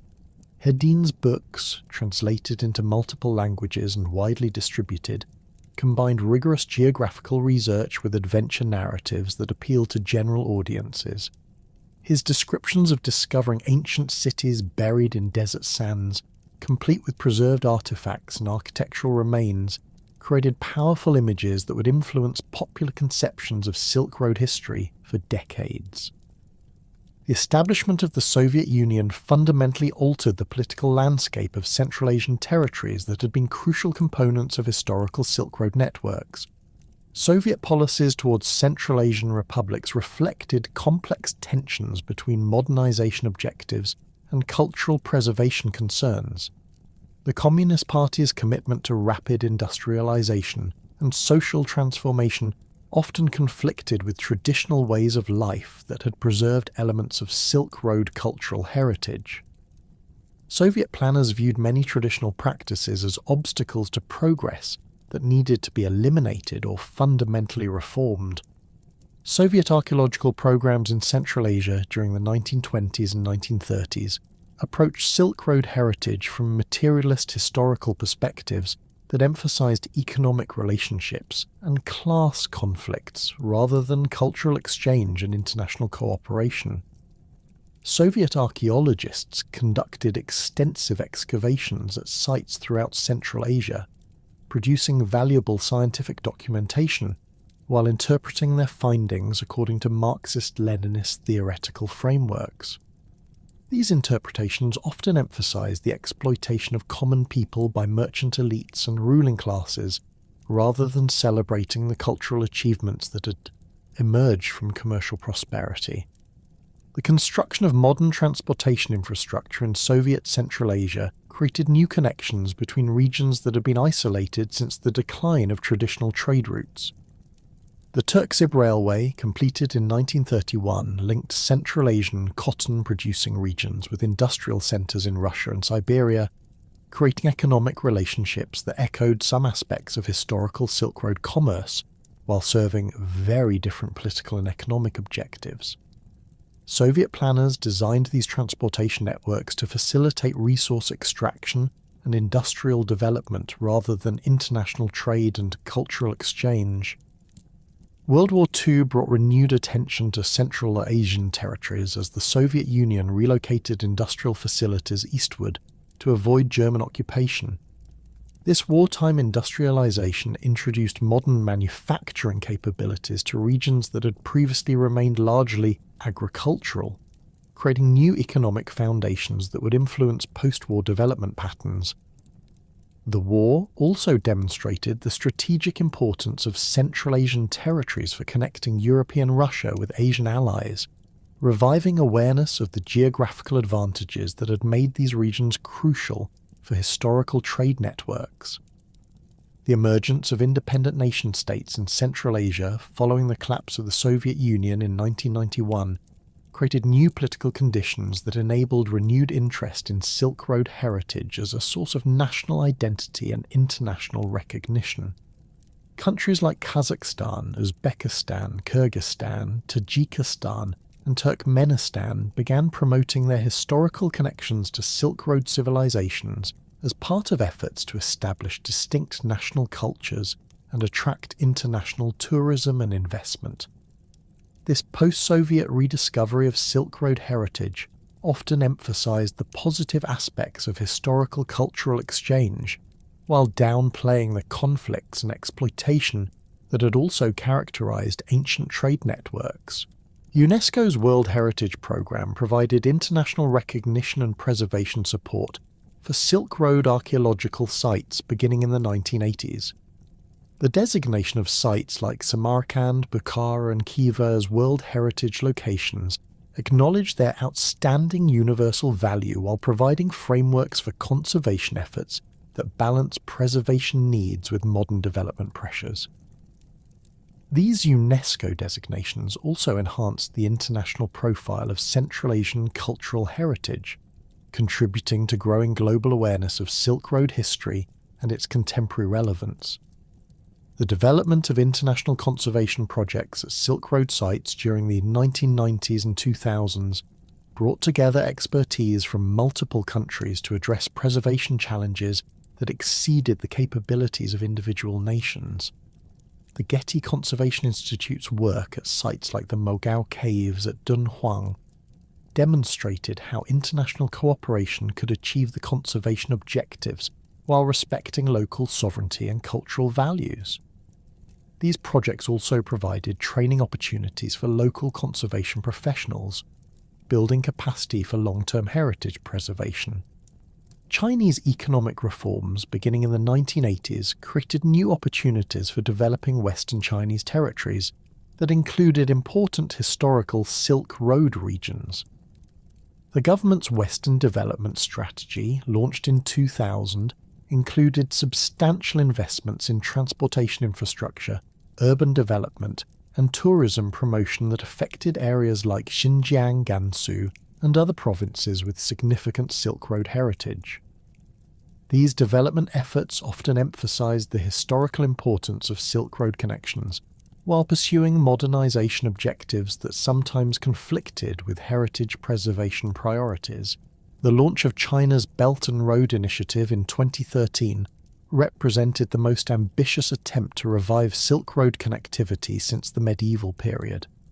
President Xi Jinping's announcement of the initiative during visits to Kazakhstan and Indonesia explicitly referenced historical Silk Road networks, while proposing modern infrastructure development projects that would connect Asia, Europe, and Africa through land and maritime routes.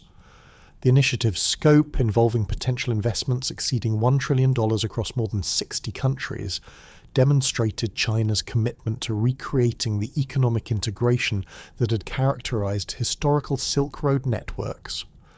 The Belt and Road Initiative's land-based components include railway construction projects that follow routes similar to ancient Silk Road pathways, while utilizing modern technology to overcome geographical obstacles that had challenged historical travelers. The China-Europe Railway Express service, connecting Chinese manufacturing centers with European markets through Kazakhstan, Russia, and Belarus, enables cargo shipments to travel between China and Europe in approximately 2 weeks compared to the month or more required for maritime transportation. This service demonstrates how modern technology can revive the speed advantages that had made overland routes competitive with maritime alternatives during certain historical periods.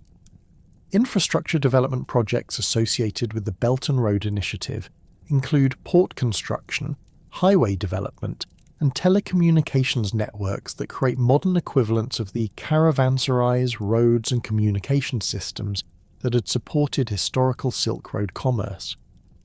The China-Pakistan Economic Corridor, involving investments in transportation infrastructure, energy projects, and industrial development, exemplifies how contemporary connectivity projects can transform regional economic relationships while referencing historical precedents for cross-border cooperation and trade.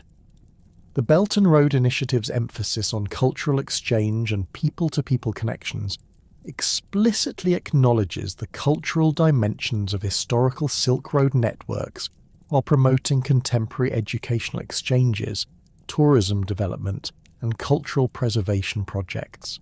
Chinese universities have established Confucius Institutes in Central Asian countries, while cultural festivals and artistic exchanges celebrate shared heritage and promote mutual understanding. These cultural components of the initiative recognize that successful economic integration requires the kind of cross-cultural relationships that had characterized historical Silk Road civilizations. Contemporary archaeological research at Silk Road sites continues to reveal new information about ancient trade networks while utilizing advanced technologies that enable more sophisticated analysis of archaeological evidence. Ground-penetrating radar, satellite imagery, and other remote sensing technologies allow archaeologists to identify buried structures and survey large areas without destructive excavation. DNA analysis of ancient human remains provides information about population movements and cultural interactions, while chemical analysis of artifacts reveals details about trade relationships and manufacturing techniques. The application of digital technologies to Silk Road heritage preservation includes virtual reality reconstructions of ancient sites, online databases of archaeological findings, and digital archives of historical manuscripts. These technologies enable global audiences to experience Silk Road heritage without traveling to remote locations, while providing researchers with new tools for analyzing and interpreting historical evidence. The digitization of manuscript collections from sites like Dunhuang makes these materials accessible to scholars worldwide, while reducing handling of fragile original documents. International academic collaborations focused on Silk Road research bring together scholars from multiple countries to investigate questions that require expertise in diverse languages, cultures, and historical traditions. The Silk Road Studies program at various universities facilitates interdisciplinary research that combines archaeology, history, linguistics, art history, and other fields to develop comprehensive understanding of Silk Road civilizations. These collaborative approaches recognize that Silk Road history cannot be fully understood from any single national or cultural perspective. The influence of Silk Road cultural exchanges on contemporary art, cuisine, and cultural practices demonstrates the enduring legacy of ancient connectivity patterns. Fusion cuisine in major cities worldwide often combines ingredients and cooking techniques that originally spread along Silk Road networks, while contemporary artists draw inspiration from the multicultural artistic traditions that developed in ancient trading cities. Fashion designers incorporate textile patterns and decorative motifs that originated in Silk Road workshops, while musicians experiment with combinations of instruments and musical styles that echo the cultural synthesis that characterized medieval Central Asian cities. Modern tourism development in Central Asian countries increasingly emphasizes Silk Road heritage as a means of attracting international visitors and generating economic benefits for local communities. Tourism infrastructure projects include hotels, restaurants, and transportation services designed to accommodate visitors interested in experiencing Silk Road history and culture. These developments create economic opportunities for local populations while raising awareness of Central Asian cultural heritage among international audiences. The challenges facing contemporary Silk Road heritage preservation include urban development pressures, climate change impacts, and the need to balance conservation objectives with economic development needs. Rapid urbanization in Central Asian cities threatens archaeological sites through construction projects and infrastructure development, while climate change affects the preservation conditions at desert sites and mountain locations. International conservation organizations work with local authorities to develop preservation strategies that protect cultural heritage while accommodating legitimate development needs. Educational initiatives promoting Silk Road history and cultural heritage include curriculum development projects, teacher training programs, and educational materials designed for various age groups and cultural contexts. These programs aim to increase awareness of Silk Road heritage while promoting values of cultural tolerance, international cooperation, and peaceful exchange that characterize the best aspects of historical Silk Road civilizations. Educational exchanges enable students from different countries to learn about shared heritage while developing cross-cultural understanding and communication skills. The contemporary relevance of Silk Road history extends beyond academic interest and heritage preservation to include practical lessons for modern international relations and economic development. The success of historical Silk Road networks demonstrates the benefits of cultural openness, commercial cooperation, and peaceful exchange between different civilizations. These historical examples provide models for contemporary efforts to build international partnerships and address global challenges through collaborative approaches that respect cultural diversity while pursuing common objectives. Religious communities along former Silk Road routes continue to maintain traditions and practices that preserve elements of the religious diversity that characterized ancient trading cities. Buddhist monasteries in Central Asia, Islamic institutions throughout the region, and other religious organizations serve as repositories of cultural knowledge and spiritual practices that connect contemporary communities with their historical heritage. These religious institutions often play important roles in heritage preservation and cultural education, while adapting ancient traditions to modern circumstances. The enduring influence of Silk Road cultural exchanges on international relations reflects the networks of trust, mutual understanding, and cooperative relationships that developed through centuries of commercial and cultural interaction. Contemporary diplomatic relationships between countries along former Silk Road routes often reference shared historical experiences and cultural connections that facilitate communication and cooperation on modern issues. These historical relationships provide foundations for contemporary partnerships while demonstrating the long-term benefits of cultural exchange and peaceful interaction. As the world becomes increasingly interconnected through digital technologies and global economic systems, the Silk Road's legacy offers both inspiration and practical guidance for managing cultural diversity and international cooperation in the 21st century.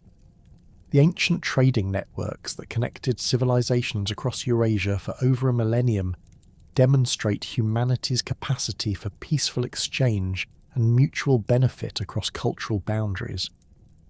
While modern connectivity operates through different technologies and institutional frameworks, the fundamental principles of mutual respect, commercial cooperation, and cultural exchange that sustained the Silk Road remain relevant for addressing contemporary global challenges and opportunities.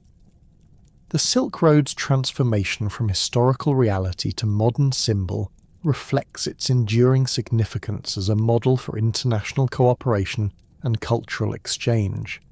From its origins in Han Dynasty diplomatic missions to its contemporary revival through China's Belt and Road Initiative, the Silk Road continues to inspire efforts to connect diverse civilizations through peaceful commerce and cultural understanding. This remarkable continuity demonstrates that the vision of a connected, cooperative world that emerged from ancient trading relationships remains a powerful force for positive change in our interconnected global civilization.